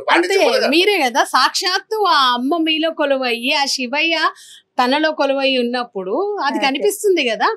మనిషి ఇదే నేను చెప్తుంది, ఉన్నది తన కళ్ళ ముందు ఉన్నది తెలుసుకోడు, లేని దానికోసము ఈడ ఆడ దోలాడుతా ఉంటాడు. నిజమే, నాకు ఇప్పుడు అర్థమైంది. మనము పాటించకుండా ఏది పడుతుంది మాట్లాడితే ఏడికెళ్ళి కనపడతాడు దేవుడు. మీరు చెప్పేది మీరు పాటించండి, ఆటోమేటిక్ గా మీకు దేవుడు మీరు దారి చూపిస్తూనే ఉంటాడు. అమ్మ అదే తత్వం చూపిస్తుంది మనకి. లలితా త్రిపుర సుందరిలా ఆ అమ్మ మనకు అదే తత్వాన్ని, వాళ్ళిద్దరిలో ఉన్న ప్రతిదీ అన్యోన్యతని శివయ్య అందులో ఉంటుంది చాలా వరకు. నేను చాలా రోజుల నుంచి అసలు ఒక భార్యాభర్తల బంధం అందులో ఎట్లుంది అని చెప్పాలి అని అనుకుంటున్నా. ఈ నవరాత్రులు అయిపోయినాక నేను అది స్టార్ట్ చేద్దామని అనుకుంటున్నాను. అంటే ఒక భార్యాభర్తలు ఏం కోల్పోతున్నారు, ఒక అమ్మాయి ఏం కోల్పోతుంది, ఒక పాపం చాలా వరకు నిజం చెప్పాలంటే మగవాళ్ళు చాలా మారిండ్రు. వాళ్ళు మారబట్టి మనము మనలో తత్వాన్ని మర్చిపోతున్నామని అనిపిస్తుంది. ఎక్కడో నేను మీతో ఏకీభవిస్తాను ఈ మాటకి. అంటే నేను చాలా వరకు చూస్తాను, లక్షలు ఖర్చు పెట్టి పెళ్లిళ్ళు చేసుకుంటారు. ఇప్పుడు జనరల్ గా పెళ్లి కాని అమ్మాయిలు గాజులు వేసుకోకూడదని ఒకప్పుడు అనేవారు. ఆ గాజులు వేసుకోవడానికి అయినా పెళ్లి ఎప్పుడు జరుగుతుందా అన్న పాయింట్ ఆఫ్ వ్యూ లో ఆలోచిస్తారు. బట్ నౌ డేస్ అసలు ఎవరికి పెళ్లి అయింది, ఎవరికి పెళ్లి కాలేదు ఏం తెలియట్లేదు. నేను ఒకటి చెప్తున్నా తల్లి, ఇప్పుడు గాజులు అంటారా, ఓకే ఫైన్, దాని వెనక ఒక సైంటిఫిక్ రీజన్ ఉంది. పెళ్లి అయినాకనే వేసుకోవాలి అనడానికి కూడా కొన్ని కారణాలు ఉన్నాయి. అది ఏంది అని అంటే, మన యూట్రస్ కి బ్లడ్ సప్లై అయ్యే పర్టికులర్ కొన్ని ఈ వ్రిస్ట్ కానివ్వండి, కాలకు కానివ్వండి, మన లైక్ సెకండ్ ఫింగర్ కానివ్వండి, ప్రతి ఒక్క దానికి యూట్రస్ కి రిలేటెడ్ బ్లడ్ సప్లై అవ్వడము ఎవ్రీథింగ్. అది ఇట్ మేక్స్ ప్రెషర్ పడినప్పుడు ఆ ఫ్లో తోటి ఇంకా మన యూట్రస్ స్ట్రాంగ్ అవుతుంది అండ్ ఫెర్టిలైజేషన్ కి లైక్ ప్రెగ్నెన్సీకి బాగా అవుతుంది, ఈజీ అవుతుంది, హెల్దీ ఉంటుంది అనే సమ్ రీజన్స్ కి మనకు పెళ్లి తర్వాత కొన్ని థింగ్స్ హ్యాడ్ చేసిండ్రు. అది దాన్ని దేవుడికి తగిలించేసిండ్రు. అక్కడ వరకు ఓకే ఫైన్. గాజులు అంటే ఓకే అమ్మా నేను ఒప్పుకుంటాను, ఇక మన ఇష్టం. అన్నిటికన్నా ముఖ్యమైనది ఏం కోల్పోతున్నామో తెలుసా, పొద్దున్న లేస్తే అమ్మవారికి దండం పెడతాం, కానీ ఆ అమ్మవారికి ఏ ఆభరణం వెయ్యని అవసరం లేదు. మెడలో ఒక పసుపు కొమ్ముతో పసుపు తాడు కట్టి ఆ తల్లి మెడలో కాలి అది మాత్రమే చూడండి. ఆ కళ్ళు రెండు సరిపోవు మనకు ఆ మెడలో ఆ పసుపు తాడు చూడడానికి మనకి. కానీ మనం ఏం కోల్పోతున్నాం, లక్షలు కోట్లు ఖర్చు పెట్టి పెళ్లిళ్ళు చేస్తున్నారు. నేను ఈ మాట అంటున్నాను, నన్ను ఎవ్వరేమనుకున్నా బాధ లేదమ్మా. నేను ఇక్కడ కూడా చూడను. ఇంతకు ముందుకేమో వదిలేసి నేను ఏడ చూసినా కానీ ఈడ నన్ను కొన్ని వందల మంది వచ్చి నాకు కలిసిపోతుంటారు. ఒక 50 years 40 years 60 years ఎబో ఉన్న ఆంటీ వాళ్ళు కూడా పుస్తలు వదిలేసిండ్రు. తీసేస్తున్నారు మొత్తం. ఒక నల్ల పూసలు వేసుకొని ఉంటున్నారు. సమ్ టైమ్స్ మనం సరే హస్బెండ్ లేరేమో అని అనుకుంటే పక్కనే వాళ్ళ హస్బెండే ఉండేది. ఇట్ ఈస్ కంప్లీట్లీ నాకు ఏమైపోతుందనంటే మీరే ఏమో సమాజానికి తప్పు మెసేజ్ ఇస్తున్నారేమో పెద్దవాళ్ళే అని అనిపిస్తుంది.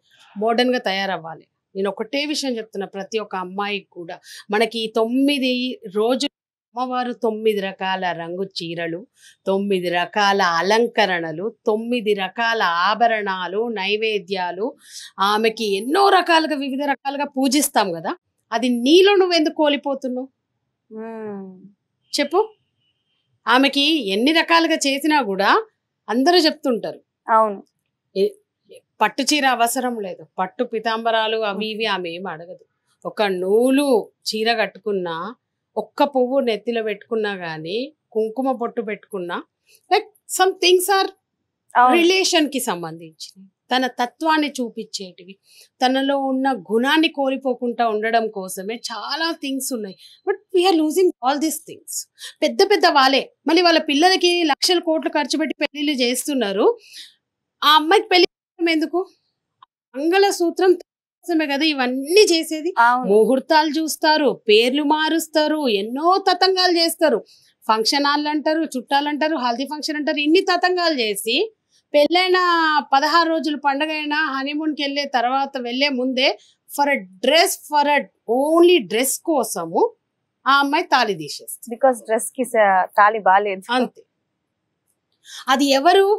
యు ఆర్ నాట్ లైక్ ఒక తల్లి దగ్గర నుంచి నేర్చుకుంటున్నారు. అది మీకు ఒక విషయం చెప్పాలా, ఈ మధ్య ఎట్లయిపోయిందంటే తల్లి కూతుర్లు కలిసి బయటికి వెళ్తే అక్క చెల్లెళ్ళు అని అంటే మనం ఎంత హ్యాపీగా ఫీల్ అవుతున్నామో, ఆ హ్యాపీనెస్ లో మనం కోల్పోతున్నాం. మన డ్రెస్ సెన్స్ పోతుంది. మనం వేసుకునే బట్టలు మనకి మర్యాదని పెంచాలి, గౌరవాన్ని, like someone should learn from you, anything it might B. అది డ్రెస్ కానివ్వండి, మీ హెయిర్ స్టైల్ కానివ్వండి, మీ ఒంటి మీద నగలు కానివ్వండి, మీ మాట కానివ్వండి, మీ నడవడిక కానివ్వండి, ఏదన్నా ఉండనివ్వండి. కానీ మీ నుంచి ఒక మనిషి ఒకటి నేర్చుకునే విధంగా ఉండండి. ఎందుకంటే మీరు బయటికి వస్తున్నారంటే something you are giving to society. Definitely this society is observing you. Next generation is learning something from you. మీ దగ్గర నుంచి ఏదో ఒకటి నెక్స్ట్ జనరేషన్ నేర్చుకుంటుంది. మీ అత్తగారింటికి ఒకవేళ మీ కూతురు ఉంటే ఆ అమ్మాయి అత్తగారింటికి వెళ్ళి ఎట్లా ప్రవర్తించాలి, ఎట్లా ఉండాలనేది మీ నుంచి నేర్చుకుంటుంది. సొసైటీలో ఎట్లా బయటికి వెళ్ళాలని మీ నుంచి నేర్చుకుంటుంది. నేను ఒకటే చెప్తున్నాను, మోడర్న్ గా రెడీ అవ్వడం తప్పని నేను అనను, డ్రెస్సెస్ వేసుకోవడము తప్పని నేను అనను. But me age, me values ఎక్కడైనా సరే గుడ్ మెసేజ్ ఇవ్వాలి. మీ డ్రెస్ సెన్స్ కానివ్వండి, what ever it is, it should be a motivation. నిజమే, మీరు చెప్పింది 100% నిజం. ఆ ఆంటీ తన బట్టల నుంచి అయినా ఓహో ఈ ఏజ్ లో మనం ఈ సెన్స్ తోటి ఉండాలి. అమ్మ నేను ఒకటి చెప్తున్నా, చాలా వరకు ఒక కాటన్ చీర చూస్తే ముసలోల్ది అని అనేస్తున్నారు. That judging it. అరే ఎంత ఫూలిష్ గా, ఒక 50 years ఆంటీ వాళ్ళు వచ్చి కూడా ఒక శారీని చూసి కాటన్ చీర నాది ముసలోళ్ళ చీర అంటే వాట్ యు ఫీల్? ఒక శారీకి జడ్జ్ చేసేస్తే అది ముసలోళ్ళు కట్టుకుని, ముసలోళ్ళు వయసులకు అనేది కాదు. మరి అట్లా అంటే చూడీదార్ మనం ఎందుకు వేసుకుంటున్నాం? అంతే కదా. ఒక 10, 15, 12 years గర్ల్ 20 years లోపే వేసుకోవాలి కదా. మరి మీరు ఎందుకు వేసుకుంటున్నారా డ్రెస్? వేసుకోకూడదు కదా. నేను అదే చెప్తున్నా, నేను ఒక థింగ్ ని ఒక పర్సన్ కానీ జడ్జ్ చేయొద్దు. అంటే చాలా వరకు పద్ధతిని ఫాలో అయ్యి, ఇప్పుడు పెళ్ళైన తర్వాత కూడా మీరు అన్నట్టు, ఇప్పుడు పెళ్ళైన తర్వాత కూడా నిండుగా ఒక అమ్మాయి ఎవరైనా చీర కట్టుకొని తాళిబొట్టు, నల్ల పూసలు, కుంకుమ ఇట్లా నిండుగా ఉంటే ఒక ట్యాగ్ పెట్టేస్తారు, ఆంటీ లెక్క చెప్తున్నా. అది ఎవరు చేస్తున్నారు?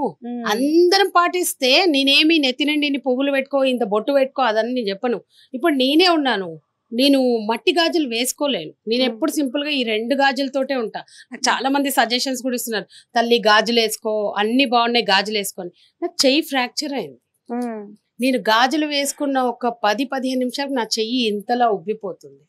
నేను ఎవరినో సాటిస్ఫై చేయడానికి ఆ గాజులు వేసుకున్నాను అనుకో, నా కుటుంబాన్ని ఎవరు చూస్తారు, నాకు ఆ పనులన్నీ ఎవరు చేస్తారు, నా పిల్లలకు అన్నం ఎవరు వండుతారు, నా పనులన్నీ చేసుకోవడానికి నా చెయ్యే నాకు ఎంతో ఇంపార్టెంట్. సో ఫర్ దట్ నేను వేసుకోను. అట్లాంటి ఇబ్బంది మీకు ఏదైనా ఉన్నప్పుడు అవాయిడ్ ఇట్, అంతే, అవాయిడ్ ఇట్. బట్ ఒక్కటే ఒక రిక్వెస్ట్ ఏంది అని అంటే, కొంచెం పెద్దవాళ్ళని ఆ తాళిని వేసుకుంటే బాగుంటది అని నాకు అనిపిస్తుంది. వాళ్ళు వస్తారు, పూజలు చేస్తారు, ఇక్కడ దండం పెడుతుంటారు, చాలా బాగా రెడీ అయ్యి వస్తారు, చాలా మంచిగా అనిపిస్తుంది నాకు వాళ్ళని చూస్తుంటే. ఒకటి అది నాకు ఈ మధ్య కాలంలోనే నేను ఎక్కువ అబ్జర్వ్ చేస్తున్నాను. ఒకరోజు నేను అక్కడ కూర్చొని అమ్మవారినే చూస్తున్నాను అనమాట. చూస్తున్నప్పుడు నా కళ్ళంతా అమ్మవారి తాళి మీదకే వెళ్తున్నాయి. పెద్దవాళ్ళు అంటే ఇప్పుడు నాకు ఒక మాట గుర్తుకొచ్చింది. మేము చిన్న ఉన్నప్పుడు మా అమ్మమ్మలు తాతమ్మలు కూర్చొని వాళ్ళు ఎక్స్ప్లెయిన్ చేసేటోళ్ళు అసలు కుటుంబం ఏంది, లైఫ్ ఏంది. కానీ మన పెద్దవాళ్ళు ఇప్పుడు 50 సంవత్సరాల తర్వాతనే ఒక పెద్దవాళ్ళని అంటాం వాళ్ళని. వాళ్ళు యాక్సెప్ట్ చేయట్లేదు. ఇప్పుడు వాళ్ళన్నీ వాళ్ళు ఏం నేర్పుతున్నారు? ఇప్పుడు మీరే తాళేసుకోకుండా తిరుగుతారు, ఇంకా జనరేషన్ ఏం వేసుకొని తిరుగుతారు? సో మన తాతమ్మలు పాపం నానమ్మలు వాళ్ళు ఏం చెప్పేటోళ్ళు మనకు, ఎట్లా బతకాలి, ఒక అమ్మాయి ఎట్లా నడుచుకోవాలనేది క్లియర్ గా ఎక్స్ప్లెయిన్ చేస్తారు. వినకపోతే గట్టిగా అరిచి చెప్పేటోళ్ళు. అది ఎక్కడ పోయిందో ఇప్పుడు అంతా పోయింది. అదే చెప్తున్నా, అప్పటి నుంచి ఈ ఆల్రెడీ అన్నపూర్ణాదేవి మన నుంచి వెళ్ళిపోయింది. ఆల్రెడీ ఇవన్నీ జరుగుతూ ఉన్నాయి, ఒక్కొక్కటిగా కోల్పోతా ఉన్నాం. 9 శక్తులు మనలో ఉన్నాయని మనము అమ్మవారిలో ఏదైతే 9 శక్తులు ఉంటాయో ప్రతి ఒక్క ఆడపిల్లలు అవి ఉంటాయి. కానీ ఆల్రెడీ కొన్ని కోల్పోతూనే ఉన్నాం దాంట్లో నుంచి. సో ఇప్పటి నుంచి అవి అర్థం చేసుకోమనేది మా. సో నాకు తెలిసి మీరు అన్నట్టు చాలా మంది కింద రాస్తారు, కామెంట్స్ అన్ని వేస్తారు, but it doesn't matter. But point అయితే అర్థం చేసుకోవాలి. నాకు ఫరక్ పడదని అదే చెప్తున్నా, ఏం ఫరక్ పడదు. ఎందుకంటే నేను ఎవరో కామెంట్ల కోసము ఏదో నేను ఫేమస్ గానీ ఇవన్నీ చెప్తలేను. నేను గత 4 సంవత్సరాల నుంచి ఆ అమ్మకి సేవ చేస్తూ ఆమె దగ్గరే, ఆమె పాదాల దగ్గర పడున్నాం మేము. నేను ఇక్కడ ఏం చూస్తున్నా అది మాత్రమే చెప్తున్నా. నేను ఏం అబ్జర్వ్ చేసినా సరే, మీరు ఇంకెక్కడికైనా వెళ్ళినప్పుడు చీర కట్టుకోకండి. షాపింగ్ మాల్కి వెళ్ళినప్పుడు, గుడికి వచ్చినప్పుడు కూడా కట్టుకుంటలేరు కదా, బిడ్డ ఆకలితో వస్తుంది కదా, ఎక్కడెక్కడ నుంచో వస్తున్నారు, ప్రయాణం చేసి వస్తున్నప్పుడు చీర కట్టుకుని మన వాళ్ళు పెద్దోళ్ళు కట్టుకోలే. 100 కిలోమీటర్లు ప్రయాణం చేసినప్పుడు కూడా చీరలు కట్టుకున్నారు. జస్ట్ ఫొటోస్ వీడియోస్ కోసం చీరలు కట్టుకోవద్దు అని చెప్తున్నాను నేను. మీ పిల్లలు ఆకలి తీర్చడానికి చీర కట్టుకోండి. నువ్వు ఇంటి నుంచి ఒక 10 కిలోమీటర్ల దూరం పోతున్నావు అని అంటేనే నీ బిడ్డ అంటే ఒక సర్టన్ ప్లేస్కి వెళ్ళి ఆడ 1 గంట సేపు నువ్వు టైం స్పెండ్ చేస్తున్నావు, నువ్వు ఫీడింగ్ చేసే మదర్ అయితే చీర కట్టుకో అని చెప్తున్నాను. Either then that I'm not saying you, if you are not feeding your baby, let it be, అంతే, ఏమన్నా చేసుకోండి. కానీ when you are feeding, just take care of your dress అని చెప్తున్నాను నేను. ఇంకో దీంట్లో 2 రకాలు ఉన్నారమ్మా. ఇప్పుడు ఒకరేమో ఆ రకం అయితే, ఇంకొకరేమో అతిభక్తి. వాళ్ళైతే మరీ టూ మచ్. ఇంకా ఇప్పుడు మీరు చెప్పినట్టు ఏదైతే దేవుడుగా అమ్మవారు కనపడతారా చేస్తారంటే, ప్రతిరోజు వచ్చి కూర్చొని నేను ఇక్కడ మాట్లాడితే అన్ని చదువుతుంటారు, అన్ని చేస్తారు, కానీ పాటించరు. నేను చెప్పేది అదే, లలితా సహస్రాలని మీరు అందరూ చదువుతున్నారు కానీ పాటించండి. మీ ఇంట్లో మీ పిల్లలకి చెప్పండి, పెళ్ళైన పిల్లలు ఉంటే వాళ్ళకి ఎక్స్ప్లెయిన్ చేయండి, ఇది మీ జీవన ఆధారము, ఇందులో ఎంతో ఉంది అని చెప్పి దాన్ని ఎక్స్ప్లెయిన్ చేయమని చెప్పారు. ఎంతో మంది యంగ్ జనరేషన్ మమ్మల్ని ఫాలో అవుతున్నారు ఈరోజు. ఎందుకు? అవును, చాలా మంది పీపుల్ థింక్ దట్ ఏదో వీళ్ళ మాట ఎవరు వింటారు. ఎంతో 100 మంది 1000 మంది ఉన్నారు మా వెనక. మేము ఎవరికి పబ్లిసిటీ చేసుకోవట్లేదు కానీ దే ఆర్ సీయింగ్ మా లైక్ వచ్చి వాళ్ళు మేము మిమ్మల్ని ఫాలో అవుతున్నాము. మీరు చెప్పింది నిజము. ఒక మంచి పని ఆర్ ఎల్స్ ఒక మంచి మాట చెప్పడానికి there is no need of a following and అవసరం లేదు. People says that opinion అంటారు. It's not an opinion. It's completely, it's a reality. Opinion is carried by someone. There is lot of difference between fact, truth, reality. Nowadays only fact మాత్రమే చూడగలుగుతున్నాం. మేము చిన్నగా ఉన్నప్పుడు truth ని చూసినాము, కానీ అప్పటికే రియాలిటీ మాకు కూడా తెలియదు. సో విషయం ఏంటంటే అమ్మా, ఇప్పుడు ఈ కామెంట్స్ వస్తాయి, ఏదో జరుగుతుందని భయపడి మేము ఆగట్లేదు. మీకు చిన్న విషయం చెప్తా, లోపల విగ్రహాన్ని చూస్తారు కదా అమ్మవారు, ఆ రూపం ఎంత చక్కగా ఉంటది, ఎంత శక్తివంతంగా ఉంటది. కానీ ఎన్ని దెబ్బలు కొడితే ఆ రూపం వచ్చింది, ఎన్ని దెబ్బలు కొడితే రూపం వచ్చింది.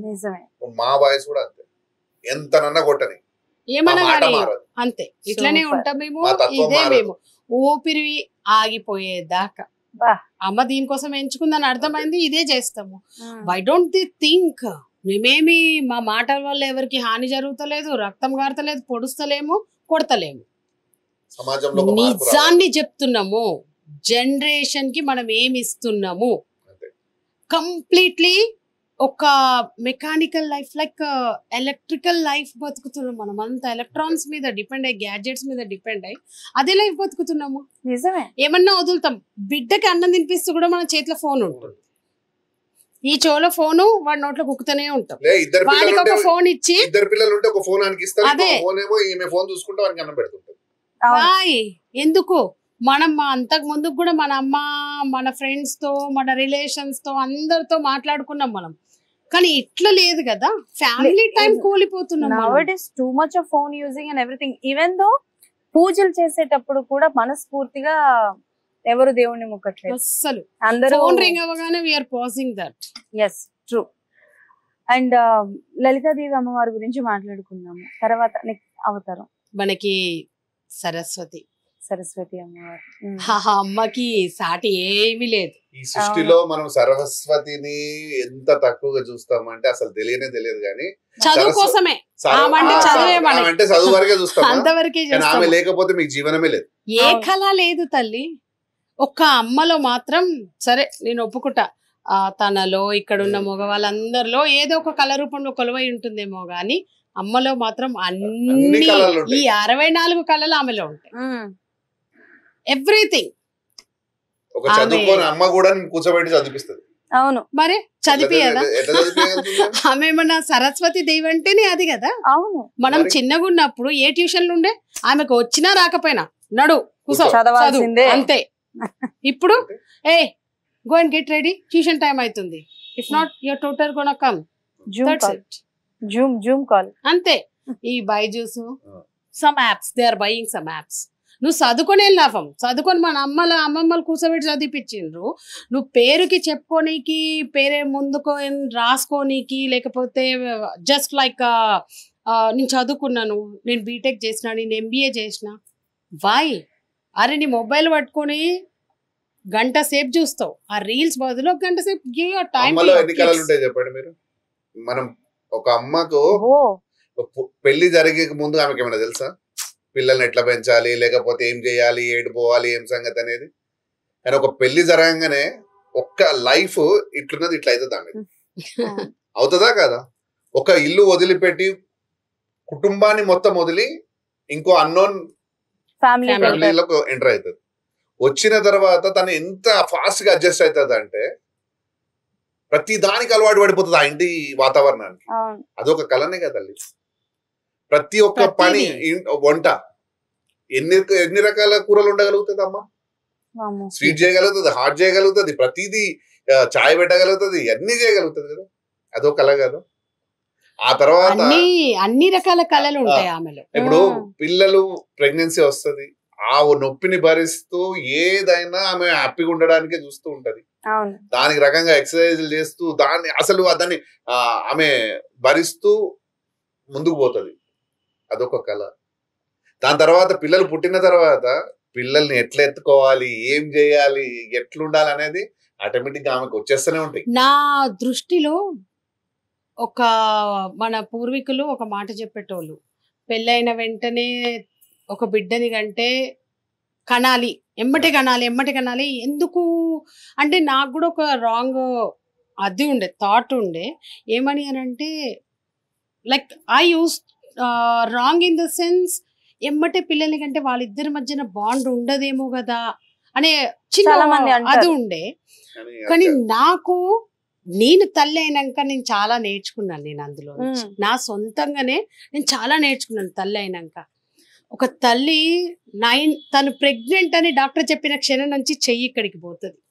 ఆటోమేటిక్ గా తను నడుస్తున్నప్పుడు, తను కూర్చొని పైకి లేస్తున్నప్పుడు, అంటే ఆల్రెడీ అమ్మ అయిపోయింది ఆమె. ఒక ఆడపిల్లలో అమ్మతనం పుట్టుకతోటే ఉంటది, కానీ తన లోపల బిడ్డ ఉంది అన్న క్షణం నుంచి కంప్లీట్ గా చేంజ్ అయిపోతుంది అమ్మ. ఎవరినైనా చూడండి మీరు, మీరు చూస్తారో లేదో, మనకి పాలిచ్చేటప్పుడు తన బిడ్డ ఆకలి ఎట్లయితే తల్లికి అర్థమవుతుందో ఆ కుటుంబంలో ఉన్న అత్త మామ భర్త ఆడబిడ్డలు తన మరుదులని కూడా తన బిడ్డతో సమానంగా చూసుకోవాలనే తత్వం తల్లిలో అర్థమైపోతుంది తనకి. ఎందుకంటే తల్లి అయిపోయింది, తన నిద్రను వదులుకుంటుంది, తన ఆరోగ్యాన్ని వదులుకుంటుంది, తన కోసం ఆలోచించడం మానేసి బిడ్డకి పాలిస్తుంది. అది ఏ టైం అయినా కానీ అప్పుడే తన కుటుంబం మన పూర్వం అందుకే తల్లులు బిడ్డని చూసుకుంటూ ఉమ్మడి కుటుంబం ఉన్నా మర్దులకి తల్లి అయ్యేవాళ్ళు, అత్తమామకి తల్లి అయ్యేటోళ్ళు, భర్తకి తల్లి అయ్యేటోళ్ళు, ఇవన్నీ చేసేటోళ్ళు. తన లోపల ఒక్కో తత్వాన్ని తను ప్రెగ్నెంట్ అయినప్పటించే ఆ అమ్మ ఒక కళ రూపంలో తనకి ఇస్తూ ఉంటుంది అనమాట. అది మనం కోల్పోతున్నాం ప్రతి క్షణం. అవును. ఏదైనా సరే మనలో అన్ని రూపాల్లో ఆమె కొలువై ఉంది. ఒక సరస్వతి అంటే ఏదో చదువే కాదు. అమ్మకి ఏ స్కేల్స్ ఏ ఇన్స్ట్రుమెంట్స్ అవసరం లేదు. నాకు చిన్నప్పుడు గుర్తుండి, మనకంటే ఇప్పుడు ట్రేసింగ్ పేపర్స్ ఇవన్నీ వచ్చినాయి. నాకు చాలా చిన్నగా ఉన్నప్పుడు, నేను 2nd క్లాస్ ఏమో ఉన్నప్పుడు సైన్స్లో డ్రాయింగ్ వేయాలన్నప్పుడు మా అమ్మ నాకు పేపర్కి ఆయిల్ రాసి హౌ టు ట్రేస్ అనేది మా అమ్మ చూపించింది. ఏముండే అప్పుడు వాళ్ళ సొంత తెలివిలే కదా కొన్ని. అంటే వాళ్ళ ఇంట్లో ఉన్న వాటితోటే మనకి సైన్స్ నేర్పించిండ్రు, సోషల్ నేర్పించిండ్రు, మ్యాథ్ నేర్పించిండ్రు, అన్ని రకాలుగా అన్ని వాళ్ళ. అన్ని. మీకు ఇంకొక విషయం తెలుసా, ఈ ఇంకో కళని కోల్పోతున్నాం. ముఖ్యంగా వంట, మన అమ్మ చేతి వంట ఎవ్వరితో సాటి కాదు అని అంటాం. ఎందుకో తెలుసా, అమ్మ ఏది కూడా మన లెక్కలా మెజరింగ్ కప్స్ తెచ్చుకోదు, ప్రేమతో వేస్తారు. మెజరింగ్ కప్స్ తెచ్చుకొని ఉండదు అమ్మ. వేసేటప్పుడు తనకు తెలుసు తన బిడ్డకి ఏది వేస్తే ఎంత వేస్తే రుచిగా అవుతుంది అని తనకు తెలుసు. తన ప్రేమ, తన కాన్షియస్నెస్ అన్నీ కూడా ఈ చేతులు ఉంటాయి, అన్ని శక్తులు ఈ చేతులు ఉంటాయి. అమ్మ మనకి దీంతోటే తీసేసేది. ఇప్పుడు మనం అమ్మ 1 స్పూన్, అమ్మ 2 spoons, that's it. when she's growing also, when she's going some other place also, ఏం చెప్తున్నావు నానా 1 స్పూన్ టీ పౌడర్ వేస్తే 1.5 teaspoon షుగర్ వేసుకో, అంతే కదా చెప్తున్నాము. లైక్ స్పూన్ మెజర్మెంట్ ఎందుకు నేర్పిస్తున్నావు నీ బిడ్డకి? మీ అమ్మ చేతితో పెట్టింది, వాళ్ళ అమ్మ చేతితో చేసింది. ఆ ప్రేమని కోల్పోతున్నాం కదా మన మీద. మన బిడ్డలకి మన చేతి మమకారం, ఆ ప్రేమ అదే కోల్పోతున్నాం మనం. అటాచ్మెంట్ పోతుంది. We are losing. ఎక్కడికైనా నేను ఎక్కడికి ఎంత పెద్ద 5 star హోటల్కి వెళ్ళినా కూడా మంచిగా చెప్పులు తీసేస్తాను, నేను కాళ్ళు నాకు కంఫర్టబుల్గా ఉన్నట్టు కూర్చుంటాను, చేతితోటే తింటాను. దే మైట్ లుక్ అట్ మీ. రీసెంట్గా వి విజిటెడ్ ఢిల్లీ ఆల్సో, అందరూ స్పూన్లతో తింటున్నారు, మేము మాత్రం మంచిగా చేతితో తీసుకొని తిన్నాం. మేము లైక్ ఈ చేతులు ఎందుకు ఇచ్చిండు? శుభ్రంగా కలుపుకొని తినమని. రుచి పచ్చి తెలియదు, ఏదో నలుగురికి చూపించుకొని ఈ చేత్తో ఒకటి పట్టుకొని తింటున్నామే గానీ రుచి పచ్చియే తెలియదు మనకి, సరిగ్గా కలవదు, పెట్టదు. సో నేను ఇదే చెప్తున్నాను, మన అమ్మ మనకి ఏం నేర్పించింది? ఈ 64 కళలు సరస్వతి తల్లి రూపంలో ఒక అమ్మాయిలో కొలువై ఉన్నాయి. ప్రతి ఒక్కళ్ళు కొలువై ఉన్నాయి అందరూ. కానీ ఇది మనం కోల్పోతున్నాం, ఒక్కదానికే పరిమితం చేస్తున్నాము. ప్రతి ఒక్క మనిషి ముగ్గేయగలడు, అన్ని చేయగలుగుతాం మనం. కానీ ఒక హాబీ కింద క్రియేట్ చేసుకొని, no I can't do this, నేను ఇది చేయలేను, నాకు ఇదే వచ్చు, నేను ఇదే నేర్చుకున్నా. వై? నీలో అన్ని కళలు ఉన్నాయి, అందుకే నువ్వు అమ్మవైనావు, అందుకే నువ్వు శక్తివైనావు. ఇది మర్చిపోకుండా, ఇది కోల్పోకండి. నిజమే. సరస్వతి అమ్మవారి తర్వాత మహాగౌరి. మాకు ఆమె క్షమించే గుణం. ఆ తల్లి తెల్లటి మల్లెపూ లాంటి మనసు కలిగి ఉన్న తల్లి. ఎంతటి లైక్ తనకి ఎంత హాని చేసినా క్షమించే తత్వం ఉండే తల్లి ఆమె. అదే కదా. అంటే తల్లి అని అనే కన్నా ఆడపిల్లలు అని అంటేనే ఎంత పెద్ద తప్పు చేసినా సరే క్షమించే గుణం అన్నది. But nowadays we are not seeing that kind of women. క్షమిస్తే డివోర్స్ కావు కదా, నువ్వా నేనా అయిపోతుంది. బట్ ఆ తత్వం ఏదో బోధిస్తుంది మనకి. ఆ మహాగౌరి తత్వాన్ని కోల్పోతున్నాం. ఆమె ఏదో చెప్తుంది, అది తెలుసుకోవాలి మనం. నాకు ఒక డౌట్, ఇప్పుడు పెళ్లి చేస్తున్నప్పుడు గౌరీ నోమని నోచుకుంటారు. గౌరీదేవిని పూజ చేసి ఆడపిల్లని, అంటే మరి ఎంత మందిలో ఉందో నాకు తెలీదు, నాకు తెలిసిన పెళ్లిళ్ళలో నేను చూస్తాను ఆ పెళ్లి వర పూజ, గౌరీ పూజ, ఈ తంతులన్నీ నేను చెప్తున్నాను కదమ్మా, అన్ని కూడా కొన్ని ఆచారాలు అవసరార్థం అన్ని మార్చుకుంటూ వచ్చినాయి తల్లి. బట్ గౌరీ పూజ అయితే ఉంది కదా, గౌరీ నోము ఉంది. నోచి 100% తీసుకొస్తారు. ఉంది అమ్మా, అదే చెప్తున్నా కదా, ఆ తల్లి తత్వం అక్కడితోటే మొదలు కదా నీకు. అక్కడే నీకు చూపిస్తున్నారు ఆమెని పూజించి అంతటి శక్తిని ఆమెలోంచి నువ్వు తీసుకొని క్షమించే గుణాన్ని తెలుసుకొని వేరే కుటుంబానికి నువ్వు వెళ్తున్నప్పుడు అన్ని రకాలుగా మారి ఓపికను తెచ్చుకోమనే కదా తల్లి. అవును అవును. సో అంటే లైక్ క్షమా గుణమే కదా, అది క్షమా గుణమే కదా ఆమె దగ్గర నుంచి మనం నేర్చుకోవాల్సింది. నీకు మీ కళ్యాణం జరిపేటప్పుడు 9 శక్తులకు సంబంధించిన పూజలు జరుగుతాయి అక్కడ. అక్కడ మనకు వివరిస్తారు కానీ ఎవరికి పట్టించుకోరు. అంటే గౌరీ అమ్మవారు అయిపోయిన తర్వాత, if I'm not wrong, Mahakali కదా అమ్మవారు, ఇఫ్ ఐఎమ్ నాట్ రాంగ్. నాకు అంటే అమ్మవారిని చూస్తున్నప్పుడు కొంచెం భయంగా ఉన్నా, అంటే నేను రీసెంట్ గా రీల్స్ ఒకటి చూస్తున్నా, వినాయకుడిని సుబ్రహ్మణ్యం స్వామి చూసి ఏడిపించడం, లైక్ నీ అవతారం ఇలా ఉంది, తొండం పెద్ద బొజ్జేసుకొని ఉంది అని అంటే అమ్మవారి దగ్గరికి వెళ్ళి ఏడిస్తే అమ్మవారు తన కాళీ అవతారాన్ని చూపిస్తారు అని, మహాకాళి అవతారాన్ని చూపించి ఇలా ఉంటాను నేనంటే, విఘ్నేశ్వరుడు మీరు ఇలా ఉన్నా, అమ్మ నువ్వు ఇలా ఉన్నా కూడా ఎంతో కళగా ఉన్నావు, ఎంతో అందంగా ఉన్నావు, సో నన్ను ఎవరు ఏమన్నా నేను పట్టించుకోను, నువ్వు కూడా నా లెక్కనే ఉన్నావు అన్న పాయింట్ ఆఫ్ వ్యూలో ఒక రీల్స్ అన్నవి వస్తున్నాయి. ఇది ఇది ఇది ఈ సీక్వెన్స్ కావచ్చు, ఇది ఎంతవరకు ఇది ఏమో, అది ఇక మనం నేను చెప్పినా కదా, ఎవరికి నచ్చినట్టు వాళ్ళు రాసుకున్నారు. రాసుకుంటున్నారు, చూపిస్తున్నారు, చెప్తున్నారు. What next generation is gonna get, I don't know, I really don't understand.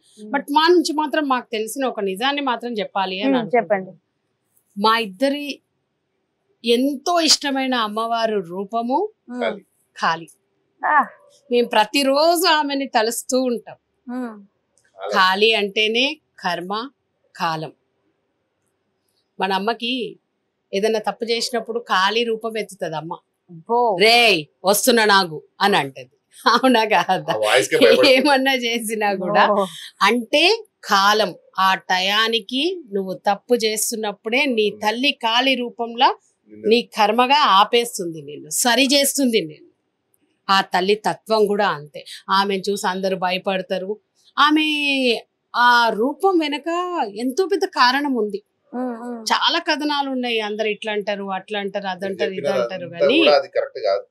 Okay, అసలైన కాళీ అనేది ఎందుకు ఆ రూపాన్ని ఎత్తింది అనేది ఆమె చెప్తుంది. లైక్ రూపం ఎత్తడం అనేది నేను ఇందాకనే చెప్పిన కర్మ. కాళీ అంటేనే కర్మ అని చెప్పిన. ఓ మన పూర్వీకులు చెప్పినట్టో రాసినట్టో వేదమో ఏదో కానివ్వండి, ఈ లైక్ లోకమంతా పాపంతో ఎక్కువైపోయినప్పుడు అందరూ పోయి ఆమెను అర్థించిండ్రంట, అమ్మా ఏంది అని. ఆమె కాళీ కాబట్టి, ఆమె కర్మ కాబట్టి, ఆమె కాలం కాబట్టి ఈ చెడునంతా ఖండిస్తూ పోతూ వచ్చింది ఆ తల్లి. ఆ తర్వాత ఎన్నో రకాలుగా చెప్పిండ్రు, ఆమె రాక్షసుల రక్తం దాగి అట్లయిపోయింది, ఇట్లయిపోయింది, అది ఇది అని చెప్పి అదొక కథ, అన్ని రకాలుగా. కానీ మాకు తెలిసినంత వరకు మాత్రం ప్రతి ఒక్కరి జీవితంలో, ఒక మగవాళ్ళ జీవితంలో కానీ ఒక కుటుంబంలో కానీ అమ్మ కాళీ రూపంలో రోజు ఉండనే ఉంటుంది. ఎవ్రీడే 24 hours లో ఎప్పుడో ఒకప్పుడు, ఎవ్రీ సెకండ్ ఉంటుంది. కర్మై నిన్ను ఆపుతూనే ఉంటుంది, తప్పు కర్మలోకి పోకుండా. ప్రతి క్షణం ప్రతి విషయంలో తన బిడ్డని కానివ్వండి, భర్తని కానివ్వండి, కుటుంబాన్ని కానివ్వండి, ఏదైనా కానివ్వండి. మనం అందరం కాళీ రూపం అంటేనే పూజించాలంటే ఆమె ఏదో ఏమంటారు శుద్ర పూజలకి వాటికి వీటికి మాత్రమే కాళీని పూజిస్తారు అని అనుకుంటారు, కానీ కాదు. ప్రతి క్షణం ఆమెని పూజించండి. ఆమె ఏమిటి అనేది మీకు అర్థమవుతుంది, ఆమె తత్వం ఏందనేది మీకు అర్థమవుతుంది, ఆమె కాలంతో నడవడం నేర్పిస్తుంది, కర్మ ఏందో చూపిస్తుంది. లైక్ ఎవ్రీవన్ ఫీల్స్ దట్ కర్మ ఈజ్ సంథింగ్ విచ్ కమ్స్, ఎప్పుడుకో వస్తుంది అని అనుకుంటారు. కాదు, కర్మ ఆ క్షణమే నీకు చూపించేస్తుంది నువ్వు ఏంది అనేది. కాళీ, శని రెండు ఒకటే. కాళీ శని. అమ్మ శని అమ్మ దారిలో శని నడుస్తాడు. శనీశ్వరుడే నడుస్తాడు. మనందరము చాలా మంది పిచ్చి అపోహలో పోతూ ఉంటాము. శనీశ్వరుడు అంటే భయము, ఆయన ఇన్ని ఏళ్ళు వస్తాడు, ఇన్నేళ్ళు పడతాడు, లైక్ 7 years అంటారు, సమ్టైమ్స్ 3 years అంటారు, ఏళ్ళు నాటి శని అది ఇది అని చెప్పి. It's all about a business. శని నీ జీవితంలోకి వచ్చిండా అంటే నీకు చాలా మేలు చేసిపోతుంది. నువ్వు చేసిన అన్ని తప్పుల్ని నీకు తీసి చూపించి అన్ని నేర్పించిపోతాడు. ఫస్ట్ టైం వచ్చినప్పుడు 3 సంవత్సరాలకి. మళ్ళీ నువ్వు మారక మళ్ళీ అదే దానికి పోతే 7 సంవత్సరాలు చెవు పట్టుకొని మరి నిన్ను ఆడిస్తాడు. ఇక అప్పటికి వినకపోతే చెల్లిబిడ్డ నీ పని ఇట్లా కాదు, నాడు ఏళ్ళనాటి శని అయి కూర్చుంటా, అప్పుడే నువ్వు పోయేదాకా నీ కర్మ నీకు చూపిస్తా. ఎందుకంటే ఈ గ్యాప్లో చేసిన కర్మ ఉంది కదా, ఆ కర్మని చూపిస్తాడు. ఎవరెవరితో నువ్వు ఏమేమి చేసినావో అవన్నీ నీకు రియల్ టైంలో నీ కళ్ళ ముందే చూపిస్తూ ఉంటాడు, నువ్వు ఈ తప్పులు చేసినావు అని.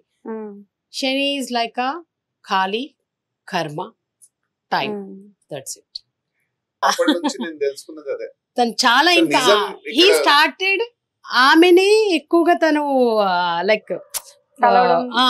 అంటే ఆమె ఇప్పుడు తలవడము ఒకటే అది చేయడం. ఖాళీ అంటే కాలం, నువ్వు కాలం టైం మీద చేయాలి. ఏదైనా అమ్మ ఏం చెప్తుంది మనకు, నువ్వు చేసే పని అప్పుడే చేసేసి కంప్లీట్ చేసి వెళ్ళిపోవాలంటది, దాన్ని పెండింగ్ పెట్టొద్దని చెప్తుంటది. ఈ తల్లి కూడా అంతే, టైం మీద నీకు ఇచ్చిన అంతే. కార్యాన్ని నువ్వు చేసుకొని బయటకు వెళ్ళి. ఎందుకంటే ఈ అన్ని శక్తులు ఒక్కొక్కటిగా చూపిస్తూ వస్తున్నాయి కదా నీకు, అవును అవును. అన్ని రకాలుగా అవుతూ వస్తున్నాయి. ఆ తర్వాత దుర్గా అమ్మవారు, దుర్గాదేవి. ఆమె చేతుల్లో ఉన్న ఆయుధాలు ప్రతి ఒక్కటి మన అమ్మ చేతుల్లో ఉంటాయి, అవునా కాదా? ఆమె బుద్ధితో మనకి ఏదైనా కష్టం వచ్చినప్పుడు ఎంత దూరమైనా పోయి ఏదైనా చేస్తుంది చేయగలుగుతుంది. అమ్మ.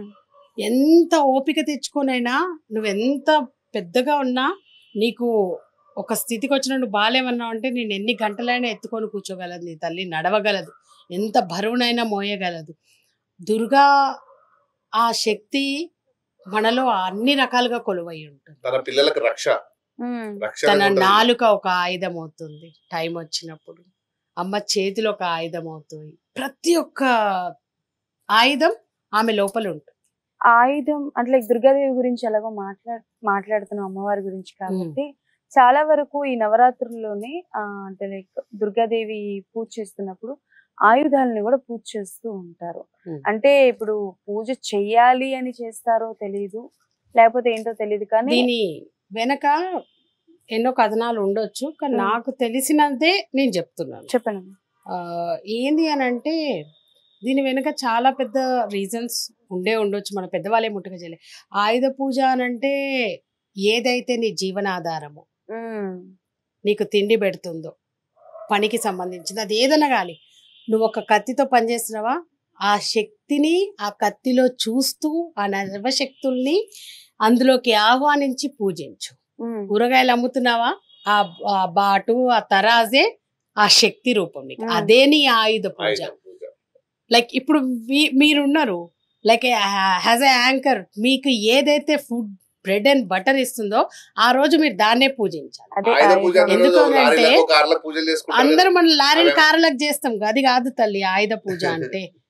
నీకు నీ జీవనాధారం అంటే నీకు నీకు తిండి తిండిని పెడుతున్న పెట్టేది. దాన్ని ఆ శక్తి స్వరూపినిగా పూజించి ఆమెలోనే ఈ నవశక్తులని కొలువు చేసుకొని పూజించడం. బా, నాకు తెలిసినంత వరకు మాత్రం ఇదే. లేదు, ఈ చాలా బండ్లకి అయితే చెప్తారు. వీటికి వాటికి అనే కాదు గాని మాకు తెలిసినంత వరకు మాత్రం ఆయుధ పూజ అనంటే మన నీకు ఏదైతే- జీవనాధారాన్ని ఏదైతే మనకి ఆ తిండి నవశక్తుల్లా కొలుసుకోవడం మాత్రమే. ఓకే. అది ఏదైనా ఉండని, ఇప్పుడు బార్బర్ ఉన్నాడు, తన చేతిలో ఉన్న కత్తే పెడుతుంది. ఆయుధము. ఆయుధం. ఇప్పుడు కటికోలు ఉన్నారు, వాళ్ళకి అది ఆయుధము. అట్లా వాళ్ళకి సంబంధించిన పూజ చేయడం వల్ల, ఇప్పుడు ఒక రైతు ఉన్నాడు, దున్నే ప్రతి ఒక్కటి తనకు ఆయుధము. అప్పట్లో వాళ్ళకి నాగలి ఇవి అవి ఉండే, వాటిని పూజించిండ్రు. ఇప్పుడు ట్రాక్టర్లు వచ్చిన వాటి ట్రాక్టర్లకు పూజ చేస్తారు.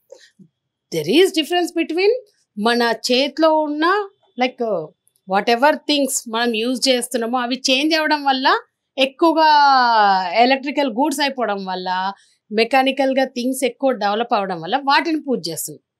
కానీ మన పూర్వీకులు కట్టకి చేసిండ్రు, కత్తికి చేసిండ్రు, భూమికి చేసిండ్రు, ఏది నీ జీవనాధారం, నీళ్ళైతే నీళ్ళకి చేసిండ్రు, ఇదే ఆయుధ పూజ. ఓకే, ఇక 10వది అవతారం రాజరాజేశ్వరి దేవి. అన్నిటినీ ఐక్యం చేసుకొని శాంతి మీరు నేను ఇదే రాజరాజేశ్వరి. శాంతి రూపంలో కూర్చోబెట్టి ఆ సంవత్సరం అంతా మళ్ళీ అంతే శాంతిగా ఉండాలని ఆ 9 రోజులన్నీ ఆ శక్తులన్నీ ఒక దగ్గరికి చేసి రాజరాజేశ్వరి రూపంలో పెట్టి దశమి ఆ రోజు అందులో పెట్టుకొని సంవత్సరం అంతా మళ్ళీ ఇదే రకంగా ఉండాలి ప్రతి ఒక్క తల్లి అని చెప్పడానికి ఆ రాజరాజేశ్వరి రూపం. ఓకే, బట్ అంటే ఈ నవరాత్రులు అని పూజిస్తాం అంటే లైక్ 9 రోజులు 9 అవతారాలు. ఇప్పుడు మాకు ఎలాగైతే చెప్పారో ఆ 9 అవతారాలని 9 రకాలుగా చూస్తాం. అంటే లైక్ 9 డిఫరెంట్ అమ్మవార్లు పూజలు ఇవన్నీ చేస్తాం సరే. బట్ విజయదశమి అని ఆ దసరా రోజు, ఆ దశమి రోజు అమ్మవారిని పూజిస్తారు. అండ్ అంటే లైక్ రకరకాలుగా పూజిస్తూ ఉంటారు కదా. ఈ కొంతమంది మాలలు వేసుకుంటారు, ఈ 9 రాత్రులు కొంతమంది ఉపవాసాలు ఉంటారు, కొంతమంది భవానీ మాల అని చెప్పి అమ్మవారి మాల వేసుకుంటారు, కొంతమంది గాజులు వేసుకుంటారు. నాకు అర్థం కానిది ఏంటి అని అంటే ఈ 10 రోజులు వేసుకునే మాల ఏదైతే ఉందో ఎవరు వేసుకోవచ్చు, ఎవరు వేసుకోకూడదు, ఒకవేళ ఆడవాళ్ళు వేసుకుంటే ఎలాంటి జాగ్రత్తలు పాటించాలి? ఒక విషయం చెప్పనమ్మా, దీన్ని ఎవరెట్లా అనుకున్నా నాకు బాధ లేదు, కానీ అమ్మకి దగ్గరగా ఉండడానికి, అమ్మ కృప మన పైన ఉండాలి అని అంటే ఈ మాలలు వేసుకోవాల్సిన అవసరం లేదు.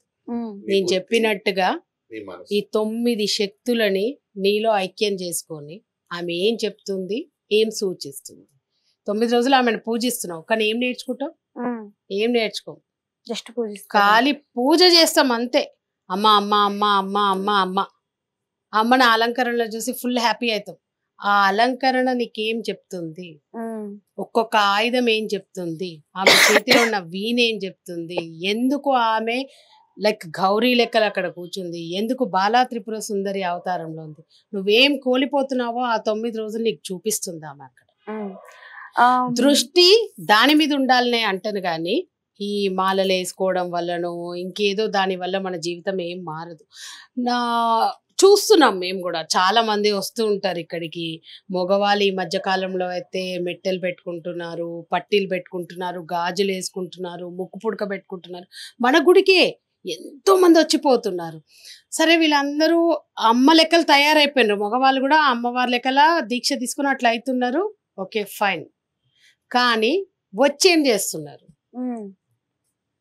వస్తారు డైరెక్ట్ ఎంట్రన్స్ లోనే ఫస్ట్ ఫొటోస్, డిఫరెంట్ పోజెస్ లో ఫొటోస్. ఆడ నుంచి వస్తారు దబదబా, ఎక్కువసేపు లోపల ఉండరు తల్లి. లోపలికి వెళ్ళామా, ఫటాఫట్ దండం పెట్టుకున్నామా, అర్చన చేసిండ్రా మా అయ్యగారులు, ఫటాఫట్ బయటికి వచ్చినామా.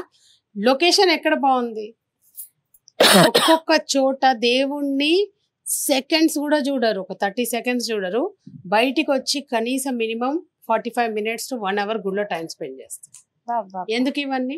జస్ట్ ఫొటోస్, స్టేటస్ కోసం, రీల్స్ కోసం. ఆ 9 రోజులు భక్తి నీ రీల్స్ లో ఉంటుంది, ఇన్ని గుళ్ళు తిరిగినా అని చూపించడంలో ఉంటుంది, కానీ ఏడికి పోకో, నీ ఇంట్లోనే ఓ కలశం పెట్టి ఓ కొబ్బరికాయ పెట్టుకొని అన్ని శక్తులను అందులోనే ఆహ్వానించి కళ్ళు మూసుకొని ఆమె ధ్యానించు చాలు.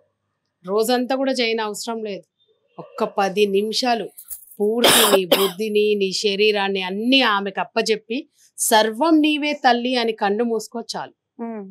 నీకు ఆమె అర్థమైపోతుంది, ఆ తల్లి నిన్ను చూసుకుంటది. ఇంకా ఇవన్నీ ఎక్స్ట్రా యాక్టివిటీస్ అవసరమే లేదని నేను అంటున్నా.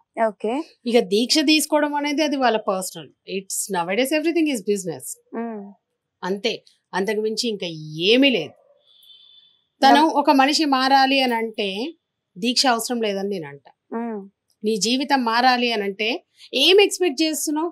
ఈ సంవత్సరము నాకు ఇది వచ్చే సంవత్సరానికి నీ మాల వేసుకుంటా అని చెప్తున్నావు. అవసరమా అది? గివ్ అండ్ టేకా? ఆమె దేవుడు అనుకుంటున్నావా, లేకపోతే ఏమన్నా నీ దోస్త్ అనుకుంటున్నావా? మరి అదే అవుతుంది కదా. పోయిన సంవత్సరం మొక్కుకున్నా, అమ్మా నాకు ఈ పని చేస్తే నీకు ఈ మాల వేస్తా, నీకు ఈ బియ్యం పోస్తా, నీకు ఈ చీర తెస్తా. ఆమెకు నువ్వు ఇయ్య, నీకు నువ్వెవరు? నీకే ఆమె ఇచ్చింది, తిని బతుకుపో అని చెప్పి గాలి, నింగి, నేల, నిప్పు, నీరు రూపంలో, పంచభూతాల రూపంలో నువ్వు బతకనీకి, తిననీకి, ప్రకృతి రూపంలో, బుద్ధి అన్ని రకాలుగా నవశక్తులు నీలో ఐక్యమై నీకామె జీవితాన్ని ఇస్తే నువ్వు ఆఫర్లు ఇస్తావు. మళ్ళీ బంపర్ ఆఫర్లు కూడా ఉంటాయి వాటితోటి అప్పుడప్పుడు. ఓకే. ఎట్లా అంటే చాలా యాడ్ అవుతుంటాయి వాటితోటి అమ్మవారికి. నాకు చాలా లైక్ లిటరలీ కొన్ని థింగ్స్ చూస్తుంటాను నేను. ఎందుకు నాకు దగ్గరకు వచ్చి ఎవరైనా అడిగితే కూడా అవసరం లేదమ్మా, అమ్మకి మీ దగ్గర నుంచి ఏం ఎక్స్పెక్ట్ చేయదు, అమ్మ అక్కడ ప్రశాంతంగా కూర్చొని ఉన్నది, నేను నీతోటే ఉన్నా, నువ్వు నాలెక్కి ఇంతే ప్రశాంతంగా ఉండు అని ఆమె రూపం నీకు చెప్తుంది. నీకు ఏమి ఇయ్యాలో ఇచ్చేసిన, ఎందుకంటే పుట్టినప్పుడే తల రాస్తాడు బ్రహ్మ అని అంటున్నారు. మళ్ళీ మధ్యలో వీళ్ళందరూ ఏడు నుంచి పుట్టుకొచ్చిండ్రు రాతను మార్చేటోళ్ళు. ఉంగరాలు పుట్టుకొచ్చినాయి, మనుషులు పుట్టుకొచ్చిండ్రు, పరిహారాలు పుట్టుకొచ్చినాయి, దోషాలు పుట్టుకొచ్చినాయి, కొత్త కొత్తగా అన్ని వచ్చినాయి. ఎవరికి నచ్చినట్టు వాళ్ళు అంతే. వీళ్ళందరూ నేను ఒక్కటే, నేను అందరిని అనేది ఒక్కటే, చావు పుట్టుక తెలిసిన వాడు అక్కడ లోపల కూర్చున్నాడు, నోరిప్పి మాట్లాడాడు. నువ్వు చేసే తప్పొప్పులు నీ చేతనే నీలాంటి మనిషితోటే చెప్పిపిస్తూ ఉంటాడు. వాళ్ళే దేవుడు, మనం సరి చేసేటోడే మనకి దేవుడు. మనిషి అది అర్థం చేసుకోవాలి. పుట్టేటప్పుడు ముహూర్తంతో పుట్టవు, సచ్చేటప్పుడు ముహూర్తంతో పోవు, మధ్యలో అన్ని ముహూర్తాలే, అన్ని ముహూర్తాలే. అరే మరీ ఘోరంగా తెలుసా. అంటే నేను ఒకటి యాడ్ చేస్తాను, మళ్ళీ తప్పుగా తీసుకోకండి. మీరు చెప్పినట్టు ముందేమో పుట్టేటి ముహూర్తంతో పుట్టరేమో, బట్ ఇప్పుడు మాత్రం పిల్లలు ముహూర్తం పెట్టుకొని పుడుతున్నారు. మూర్ఖత్వం లేదు అంటే జనరల్ గా ఇప్పుడు మనం అనుకుంటాము, అంటే మీరు చెప్పేది నిజమే, ఏదైనా సరే ఆ దేవుడు శక్తి నిర్ణయమే. బట్ ఇప్పుడు చాలా మంది ఏంటంటే 9వ నెల రాగానే ఒక పంతుల దగ్గరికి నేను మీకు చెప్తుంది అదే కదా, మీ అమ్మతనాన్ని కోల్పోతున్నారు. ఎందుకు మీరు ఈ పిచ్చి పిచ్చి వాటి వెనుక ఉరుకుతున్నారు? లేని దాని వెనుక ప్రకృతి సహజ సిద్ధంగా నీ బిడ్డ కన్నెప్పుడు తెరవాలో రాత రాసిండు. అది నువ్వు యాక్సెప్ట్ చేయకుండా పిచ్చి పనులు చేస్తున్నావు కాబట్టి వాడు ఎట్లెట్లా అయిపోతున్నాడో అది నీకే అర్థమవుతుంది. అమ్మ ఒక టైం నిర్ణయించిందా, దానికి ముందన్న పోతున్నావు, తర్వాత అన్న పోతున్నావు. అది ఎందుకు చేస్తున్నారు? చావును ఆపలేకపోతున్నారు కానీ చావును కూడా ఆపుతున్నారు. మంచి డబ్బును హాస్పిటల్ పోయినాం అనుకో, వెంటిలేటర్ మీద పెట్టా 2-3 రోజులు లక్షలు వేసేస్తున్నాడు. మనుషులు అట్లా అయిపోయిండ్రు. పుట్టుకని ముందన్న తెస్తున్నారు, ఆపనన్న ఆపగలుగుతున్నారు. చావు చచ్చిపోయిన తర్వాత 2-3 రోజులు అని బతికిచ్చేస్తున్నారు. బేసికల్ గా ఈ నవరాత్రి పూజ చేసేటప్పుడు మన అమ్మవారిని ఎంత నిష్టగా పూజిస్తామో, చాలా వరకు నేను మీతో లాస్ట్ టైం మాట్లాడినప్పుడు కావచ్చు, మీ ప్రీవియస్ పాడ్కాస్ట్ లో కూడా నేను చూసాను, ఈ బలి ఇవ్వడం కావచ్చు, అంటే లైక్ అమ్మనే సృష్టించి అమ్మ ఎక్కడైనా బలి కోరుకుంటుందా అని అంటారు. బట్ చాలా వరకు నేను చూసింది ఏంటి అని అంటే, ఈ అమ్మవారి పండగలు జరుగుతున్నప్పుడు, అంటే కొన్ని ఊర్లలో పండగలు జరుగుతుంటాయి అమ్మవారి, అంటే ఆ ఊరి గ్రామ దేవతకి పండగలు చేస్తారు, అదొకటి. అండ్ ఈ నవరాత్రులు జరుగుతున్నప్పుడు విజయదశమి రోజు చాలా మంది ఏం చేస్తారు అంటే బలిస్తారు.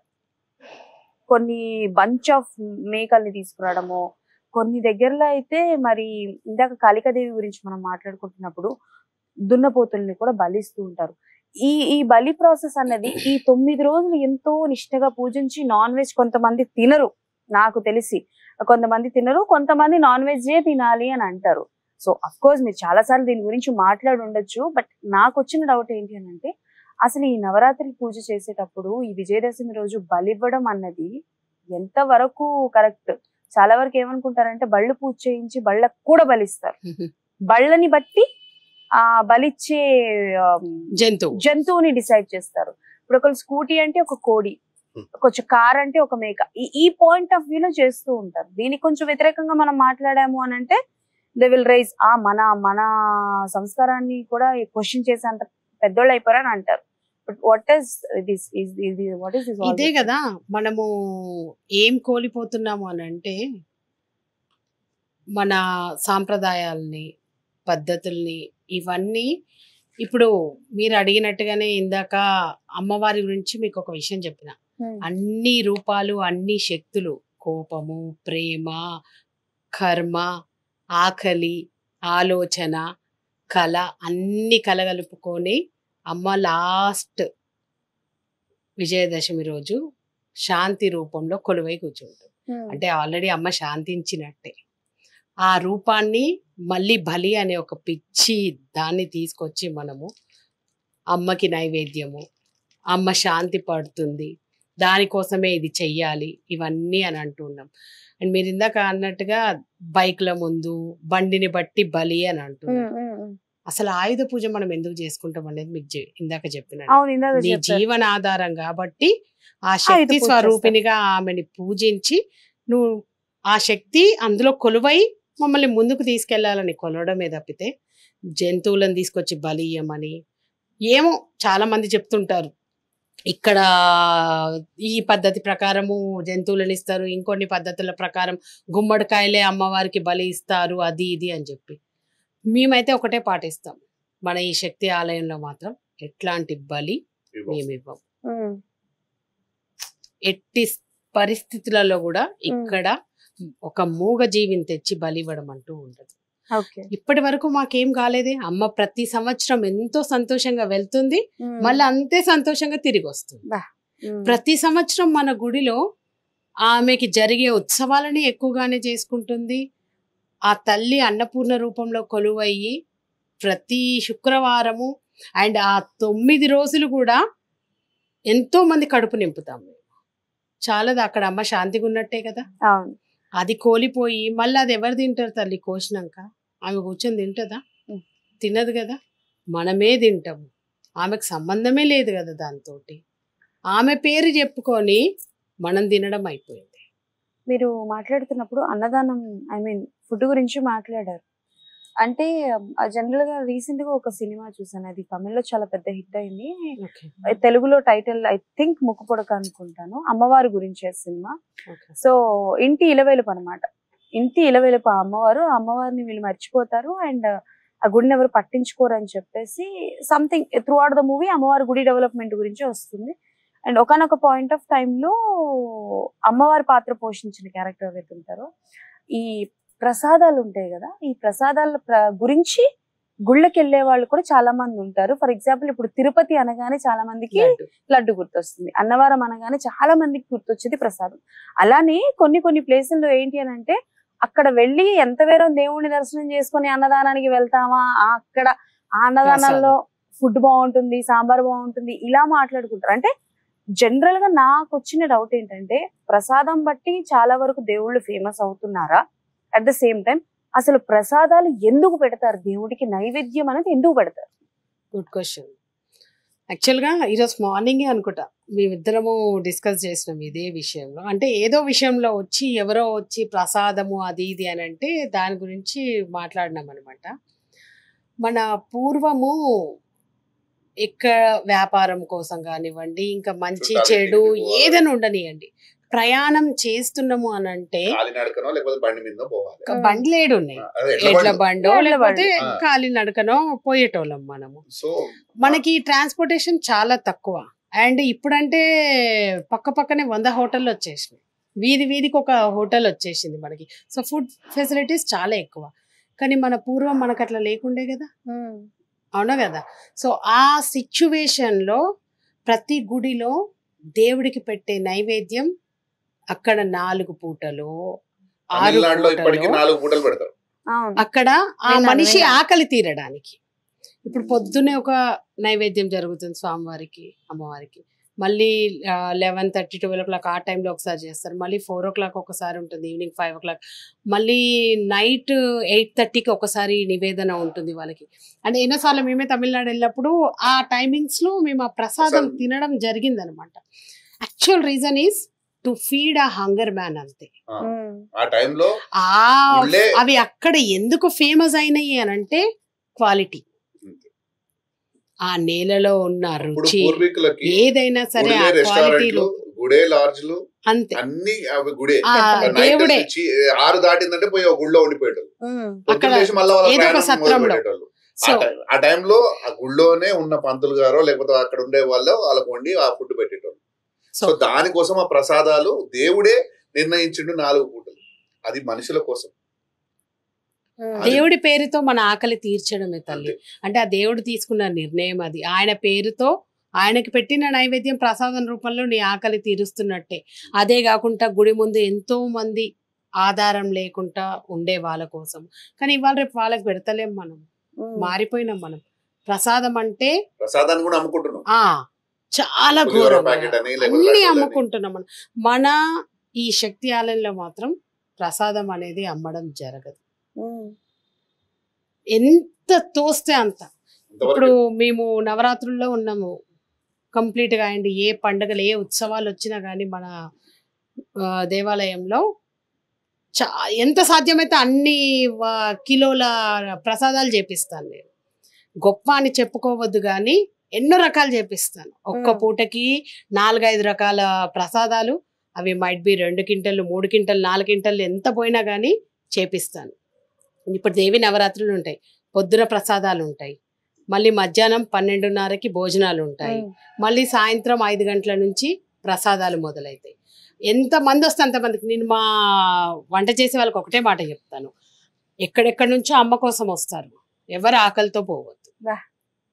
మనకు అవకాశం ఇచ్చిందా, ఈ 10 రోజులు ఆమె ఇక్కడ కొలువయ్యిందా, ఈ 10 రోజులు ఆమె కడుపు నింపి పంపించాలి.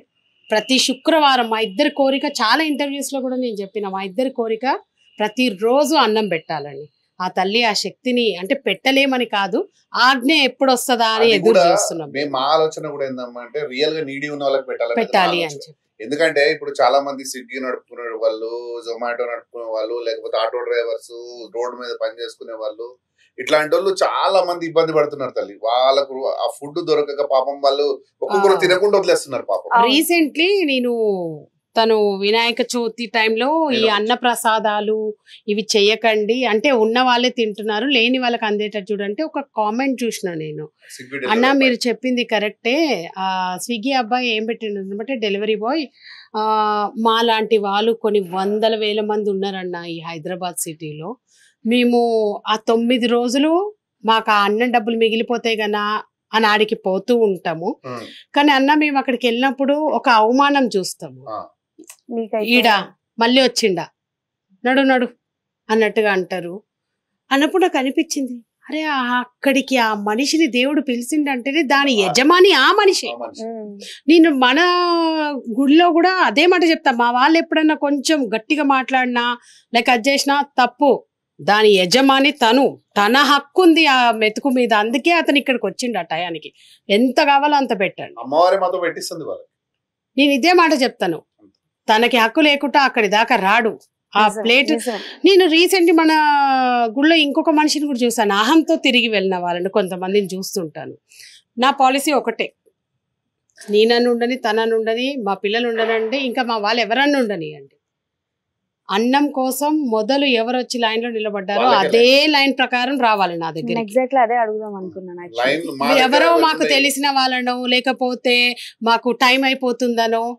నేను ఒకటే మాట చెప్తున్నా, రెస్టారెంట్కి వెళ్తే 40 నిమిషాలు పట్టినా సరే వెయిట్ చేస్తాం, గుడికి వెళ్తే వెయిట్ చేయరు. అబద్ధాలు. మాకు ఈ పని ఉంది, ఆ పని ఉంది, బస్ టైం అయిపోతుంది, హాస్పిటల్ అపాయింట్మెంట్ ఉంది, ఇట్లా అబద్ధాలు చెప్పి కొంతమంది తినేస్తారు. ఇంకొంతమంది లైన్ ఇక్కడ దాకా ఉంటుందమ్మా, మనకు ఒక్కొక్కసారి గేట్ దాటి వెళ్ళిపోతుంటుంది. శుక్రవారం ఈ గోపురం దాటి వెళ్ళిపోతుంది అనమాట. ఆ టైంలో వాళ్ళు ఏం చేస్తారంటే వచ్చి లైక్ రిక్వెస్ట్ చేస్తూ ఉంటారు, మాకు వీళ్ళు తెలుసు వాళ్ళు తెలుసు. మేమిద్దరం వాళ్ళకి తెలియకపోయినా కూడా మా పేరు చెప్పి మా వాళ్ళని బెదిరిస్తుంటారు. నేను అందుకే ప్రతి 5 నిమిషాలకు ఒకసారి గట్టిగా అరుస్తుంటాను, ఎవరైనా లైన్ లోనే రావాలి. నా కళ్ళు మొత్తం ఆ రోజు నా ఒళ్ళంతా కళ్ళు ఉంటాయి, అందరిని చూస్తూ ఉంటాను క్లియర్ గా. చెప్తాం మా ఇద్దరు పేరు ఎవరన్నా చెప్పారు అనుకోండి, అసలే రానియకండి వాళ్ళు. నిజంగా మేము అదే చెప్తాం, మా పేరు చెప్పి అమ్మ మాకు తెలుసు, అన్న మాకు తెలుసు అన్నారు అనుకో, మొత్తానికి ఇయ్యకండి వాళ్ళకి. దేవుడి దగ్గరే అంతే, అవసరం లేదమ్మా.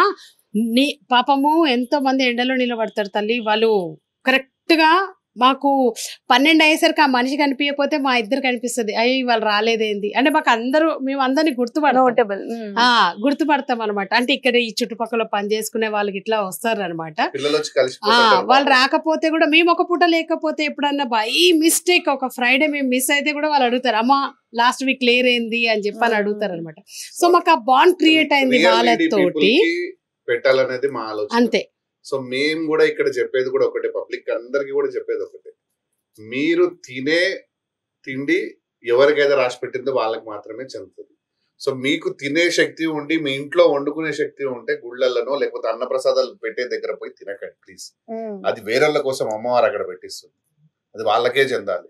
అంటే ఇప్పుడు కొంతమంది ఇప్పుడు మీరు అన్నారు అంటే లైక్ డబ్బున్న వాళ్ళు కావచ్చు, middle class family who can eat, అంటే ఒక మీల్స్ తినొచ్చు, అంటే వాళ్ళు టెంపుల్ కి వెళ్ళి తినాలనుకున్న వాళ్ళు తినొచ్చు కదా, అంటే లైక్ దేవుడు నేను తినొద్దు అని నేను అంటలేదు, తినండి. కానీ అదే పనిగా పెట్టుకొని ఇప్పుడు ఆ రోజు మీరు వెళ్ళిండ్రు గుడికి, ఒక రోజు వెళ్ళండి, కానీ పలానా గుడిలో అన్నప్రసాదం అవుతుంది అని అంటే ఇంట్లో వండుకునే శక్తి ఉండి అన్ని నీ ఇంట్లో ఉన్నప్పుడు కూడా నువ్వు వచ్చి తింటున్నావు అంటే పాపం లేనోడు ఆడ ఆగిపోతాడు.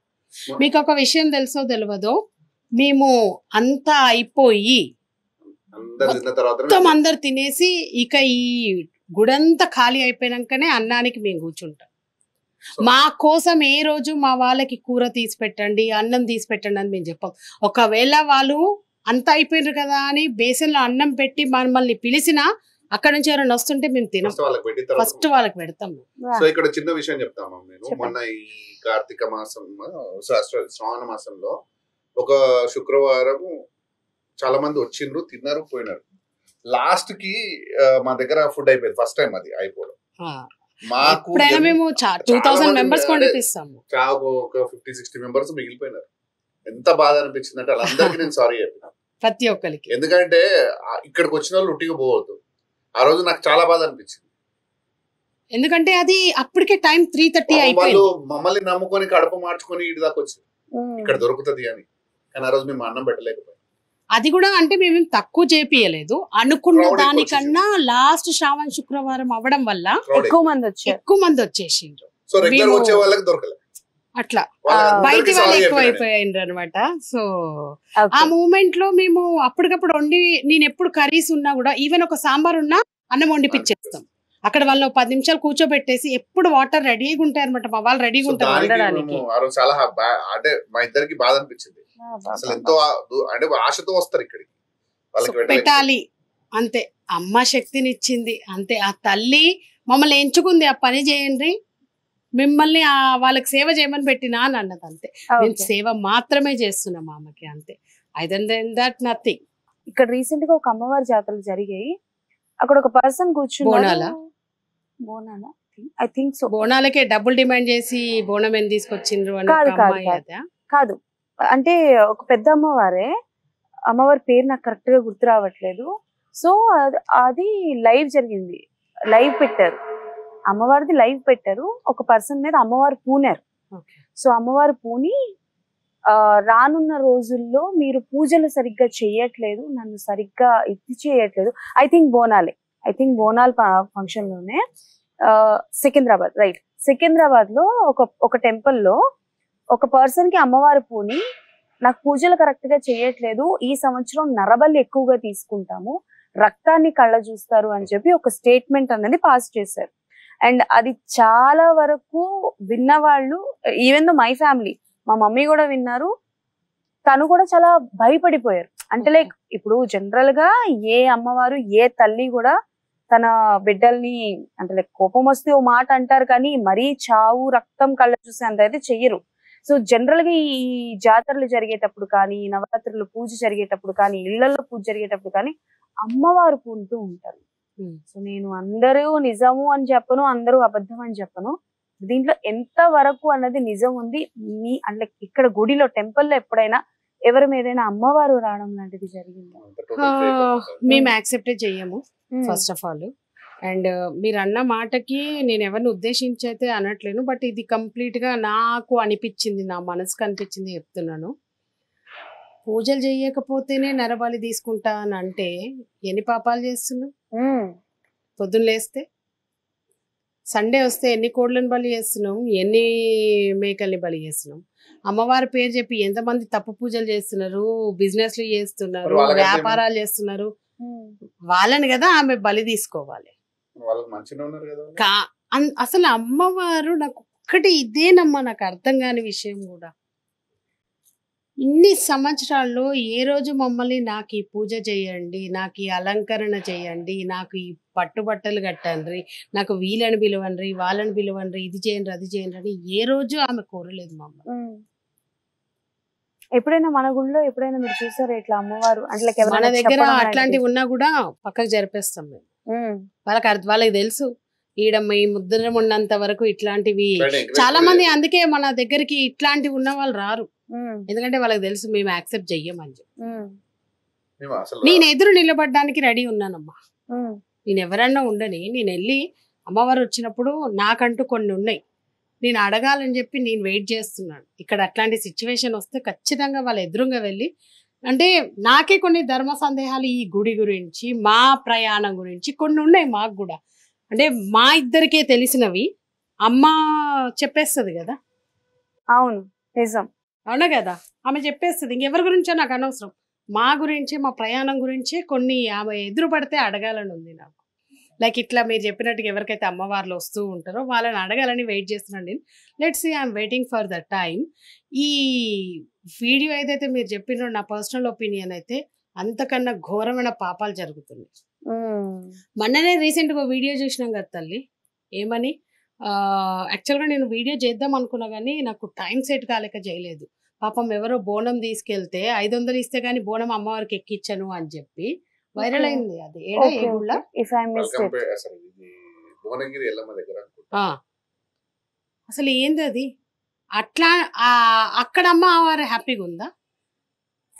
అసలు ఆమె మీద ఆ తల్లికి ఆ బోనం ఎత్తుకొని ఎంత కష్టపడి ఆ బోనం తయారు చేసుకొని కాలినడకన ఎంత దూరం నుంచి వచ్చి ప్రదర్శనలు చేసి ఆమె దాకా అది తీసుకెళ్తే అసలు నువ్వు ఆమెకి దేవుడికి భక్తులకి మధ్యలో నిలబడి పైసలు డిమాండ్ చేస్తుంది. ఆ వీడియో ఉంది, మీరు యూట్యూబ్ లో సెర్చ్ చేయండి, దొరుకుతుంది. నేను చూసిన ఇన్స్టాలో యూట్యూబ్ లో. 500 ఇయ్యలేని దానివి పెట్టరీడా అని బోనం అవసరం లేదని she was talking literally rude గా. పాపం వాళ్ళు అంటున్నారు అమ్మవారు చెప్పింది నీకు 500. అవును చెప్పింది నాకు అంట. వీళ్ళకి అమ్మవారు చెప్తుందా మరి? ఇట్లాంటి వాళ్ళని కదా బలి తీసుకోవాలి. ఈ బలిగిలి ఏమో అమ్మ ఆమె అమ్మ నరబాలేందమ్మా. I don't accept this. అమ్మవారు ఆ మాట అన్నది అని అంటే ఇక ఆమె అమ్మగా అన్నట్టే. ఎందుకనంటే ఎంత కోపం వచ్చినా నేను నా బిడ్డ నేను చంపుతా అని అంటానా, నేను నిన్ను కోసుకొని తింటా అని అంటానా, దెబ్బేస్తానేమో అంతే, కానీ చంపుతానైతే అన్నాను కదా. అవును, సెన్స్ మేక్ సెన్స్. ఆలోచించాలి మనందరం కూడా. What person is saying, does really అమ్మ సేస్ దిస్ అని ఆలోచించాలి. ఓకే, జనరల్ గా ఇప్పుడు సోషల్ మీడియా పెరిగిపోయిన దగ్గర నుంచి అంటే ఎలా చెప్పాలి మీకు, ఇప్పుడు సోషల్ మీడియా పెరిగిపోయింది, ప్రతి ఒక్కరి చేతిలో ఒక ఫోన్ ఉంది, ఒక కెమెరా ఉంది. ఎవరికి నచ్చింది వాళ్ళు, ఎవరికి తోచింది వాళ్ళు చేసి పెట్టేస్తున్నారు. అంటే లైక్ ఇప్పుడు నవరాత్రులు పూజ ఉంది, ఈ నవరాత్రుల్లో మీరు ఇలా చేయండి, ఇంట్లో బిజినెస్. ఒక అమ్మ వచ్చి ఇన్ని రకాల గాజులు వేసుకోవాలి అప్పుడే అమ్మవారు కరుణిస్తుంది మిమ్మల్ని అని చెప్తాడు. ఇంకొక అయ్యి వచ్చి ఈ రంగు చీరనే కట్టుకోవాలని చెప్తాడు. ఇంకొక అమ్మ వస్తుంది జుట్టు ఇట్లనే వేసుకోవాలి, ఇన్ని పూలే పెట్టుకోవాలని చెప్తుంది. ఇంకొక అమ్మ వచ్చి ఈ రంగు ఈ గుడికే వెళ్ళాలి, ఈ రోజు ఇదే వేసుకుంటేనే అమ్మవారి కటాక్షం మీకు కలుగుతుంది, అమ్మవారి కృపకి పాత్రలు అవుతారు, అట్లా ఇట్లా అని చెప్పి ఎవ్రీవేర్ కంప్లీట్లీ బిజినెస్.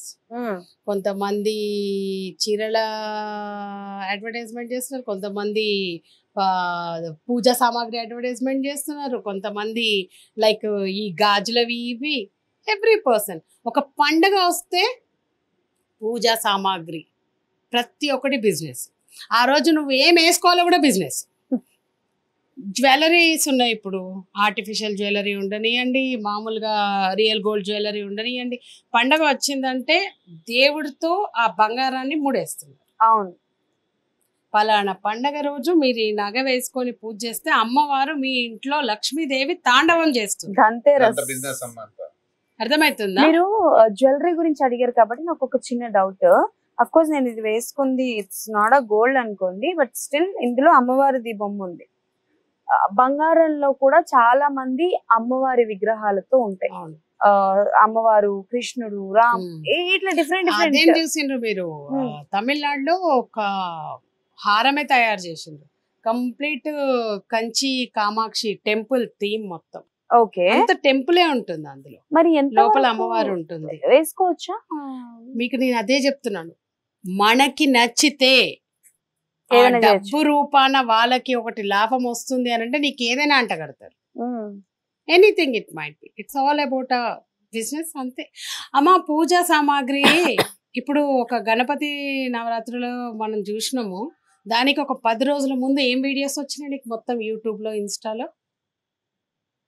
వినాయకుడి పూజ గురించి రాబోతుంది. వినాయకుడు పూజ గురించి ఒక పక్కన వస్తే, ఇంకొక పక్కన ఏమొచ్చినాయి?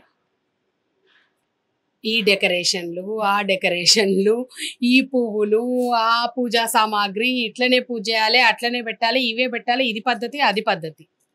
అంతే అంతే. That's it.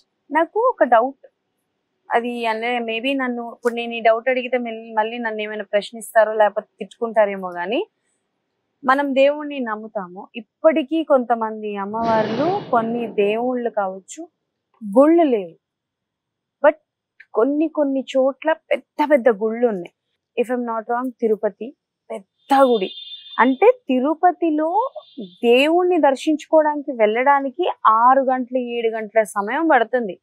ఆ 6 గంటలు 7 గంటలు కూడా ఏంటి, మీరు ఒకవేళ ఫ్రీ దర్శనంలో వెళ్తే ఒకటి, మీరు ఒకవేళ 300 కడితే ఇంకొకటి, లేదు మీరు స్పెషల్ దర్శనంగా వెళ్తే ఇంకా మీరు దేవుని ఇట్లా దగ్గర నుంచి చూడొచ్చు. అట్లా ఇలా ఒక్కొక్క గుళ్ళో ఒక్కొక్క తీరు ఉంటుంది. అండ్ నాకు తెలిసి అక్కడ వెలిసినప్పుడు జనరల్లీ దేవుడు వెలిసారంటారు, వెలిసినప్పుడు చిన్న ప్లేస్ లో వెలుస్తారు. అది వాళ్ళు బిజినెస్ చేసుకోవడానికి పెంచుతూ పెంచుతూ పెంచుతూ పెద్ద చేసేస్తారు. ఎంత వరకు of course we all know that it's a business, దాని మీద బ్రతికే వాళ్ళు చాలా మంది ఉంటారు. బట్ ఎందుకు వాళ్ళకి పనిష్మెంట్ అన్నది వస్తుందా? బట్ వాళ్ళే బాగుపడుతున్నారు కదా. చిన్న గుడిని పెద్ద కట్టుకుంటూ పోతారంటున్నారు. పోతున్నారు, వ్యాపారం కరెక్ట్. కోసం మారుస్తూ పోతున్నారు అని అంటున్నారు. ఇప్పుడు వైజాగ్ లో కనక మహాలక్ష్మి టెంపుల్ ఉంది. నాకు తెలిసినంత వరకు, మా మదర్ మాకు చెప్పినంత వరకు, అమ్మవారు వెలిసినప్పుడు అదంతా ఒక జస్ట్ ఒక ఇది అంటే లైక్ అంత గృహ లెక్కలో లేకపోతే మామూలు జస్ట్ ఒక మార్కెట్ లో ఇన్ బిట్వీన్ ఆవిడ వెలిసారు. బట్ ఇప్పుడు అదొక పెద్ద టెంపుల్ లాగా కట్టేశారు. అండ్ అక్కడ వెళ్ళాలి అని అంటే మీరు ఇళ్ల లోపల నుంచి వెళ్ళాలి. ఈవెన్ ఆ ఇల్లు ప్లేసెస్ ని కూడా వాళ్ళు ఆక్యుపై చేసి టెంపుల్స్ కట్టేశారు. ఒక విషయం చెప్తున్నాను, అమ్మవారు తెలిసినప్పుడు ఆమెకి ఎంత కావాలో అంత కట్టించుకుంటుంది. సో ఇక్కడ 2 విషయాలు. ఒకటి, నువ్వు గుడి కట్టేటప్పుడు నీ లాభం కోసం కడుతున్నావా, దేవుడి పూజ కోసం కడుతున్నావా? ఒకటి, అమ్మ నిన్ను ఎప్పుడు యాక్సెప్ట్ చేస్తుంది అంటే అక్కడ నలుగురికి మంచి జరుగుతుంది అన్నప్పుడే యాక్సెప్ట్ చేస్తుంది. లేదు అక్కడ బిజినెస్ కోసం అంటే అమ్మ ఎప్పుడు యాక్సెప్ట్ చేయదు. గుర్తుపెట్టుకో. చాలా మంది ఏదో అనుకుంటారు. ఇప్పుడు పూర్వం పెద్ద పెద్ద గుళ్ళు ఉన్నాయి, నేను ఇంత ముందుకే చెప్పినా మీకు. ఒక గుడి అక్కడ ఉంటే కల్చర్ మొత్తం ఆడనే ఉంటది. గుడి చుట్టూ మనుషులకు అవసరం కావాల్సిన షాప్స్ అన్ని కూడా గుడి చుట్టే ఉంటాయి. తమిళనాడు వెళ్ళండి, ఇప్పటికి కూడా ఏ గుడి అయినా దాని చుట్టే ఒక ఊరు ఉంటది. ఇప్పుడు కంచి కామాక్షి, ఆ గుడి చుట్టూ కాంచీపురం అనే ఊరు వచ్చింది. సో అట్లా తమిళనాడులో చాలా చాలా ఉన్నాయి. సో అది బిజినెస్ అనేది బయట జరిగే బిజినెస్ కోసం గుడికి ఆపాదిస్తామంటే అది కరెక్ట్ కాదు. గుడి, దేవుడు, ఆ శక్తి, ఆ పేరుతో వాళ్ళందరూ దాని కింద బతుకుతున్నారు అంతే. కానీ దేవుడు గుడిలో వచ్చి బిజినెస్ చేయడం కరెక్ట్. కొంతమంది వ్యాపారం చేస్తున్నారు 100%. గుడిలో జరిగే బిజినెస్ ఇప్పుడు చెప్తున్నా, ప్రసాదాలు అమ్ముకునేది, లేకపోతే పంతులు, టికెట్లు, ఇవన్నీ. ఈ క్వశ్చన్ కి ఇప్పుడు మేము ఆన్సర్ చేస్తే, గుడిలో లైక్ చాలా మంది మేధావులు, పెద్ద పెద్ద వాళ్ళు, మళ్ళీ వాళ్ళ అకౌంట్ లోకి వెళ్ళి చూస్తే చిన్న చిన్న పొరలు ఉంటారు. అసలు నీకేం తెలుసు, గుడిలో అయ్యగారికి జీవనాధారము ఏంటిది, అది ఇది అని అడుగుతారు. అమ్మ నేను ఒప్పుకుంటా, ఒకప్పుడు అయ్యగారులకి గుడియే ఆధారం. ఇన్ని బయట పూజలు, పరిహారాలు, దోషాలు ఏవి లేవు. అసలు పంతులు అసలైన నిజం అది. అప్పుడు అసలు ఇట్లాంటివి చెప్పిరమ్మ చిన్న ఉన్నప్పుడు మనకు. నేను ఎప్పుడు చూడలే ఈ శాంతి చేసుకో, ఆ శాంతి చేసుకో, మాకు ఏ పంతులు చెప్పలే.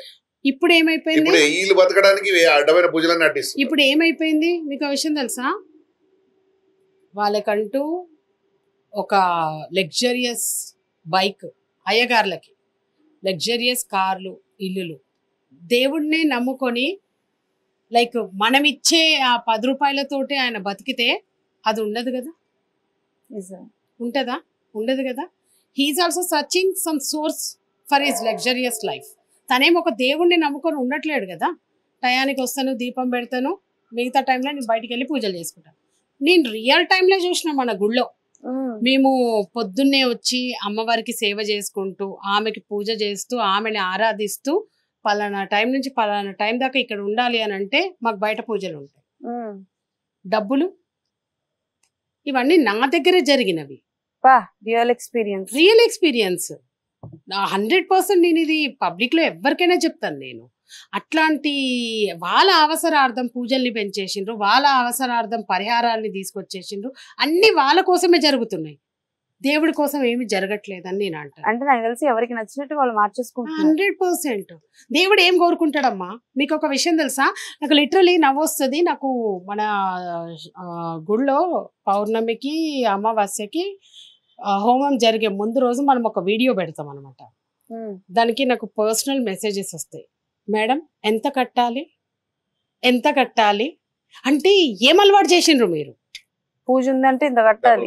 నువ్వు చేస్తుంది ఆ అమ్మవారి కోసం. ఎవరికైనా అనుమతి ఉంది ఆమె సేవలో పాల్గొనడానికి. ప్రతి ఒక్కరు ఒకటే క్వశ్చన్, డబ్బులు ఎంత పే చేయాలి. ఎంత అహం పెరిగిపోయిందంటే మనలో, డబ్బు అహంకారము. టికెట్ పెట్టు, 1000 రూపాయలైనా మేము కొనుక్కొని వస్తాం లోపలికి అంట సమ్ ఆఫ్ దెమ్. అమ్మ లేదమ్మా ఇక్కడ అట్లాంటివి ఉండవు, అందరూ సమానం వెళ్ళండి. ఎందుకు కట్టుకున్నారు అట్లాంటప్పుడు గుడి అంట. ఓకే, సో ఈ నవరాత్రికి సంబంధించి, విజయదశమికి సంబంధించి చాలా విషయాలు మాకు చెప్పారు. చాలా అంటే లైక్ ఎప్పటి వరకు వినడమే, లైక్ మీరు అన్నట్టు ఓన్లీ అవతారాల వరకే తెలుసు, బట్ దాని తలక విశిష్టత ఏంటో మాకు తెలియదు. సో చెప్పినందుకు థ్యాంక్ యూ సో మచ్. ఎంత మాట్లాడుతుంటే అన్ని విషయాలు తెలుస్తున్నాయి, లోతైన విషయాలు తెలుస్తున్నాయి. డెఫినెట్లీ నాకు తెలిసి ఇది 2 సార్లు 3 సార్లు మిమ్మల్ని నేను కలవడం, మాట్లాడటం, బట్ స్టిల్ ఇంకా ఇంకా ఇంకా ఎన్నో విషయాలు తెలుసుకోవాలి. Thank you so much. ఇంకా బిజీ షెడ్యూల్ లో ఉండి కూడా టైం ఇచ్చారు కాబట్టి thank you so much. So that's all for today. Hope this podcast will help you.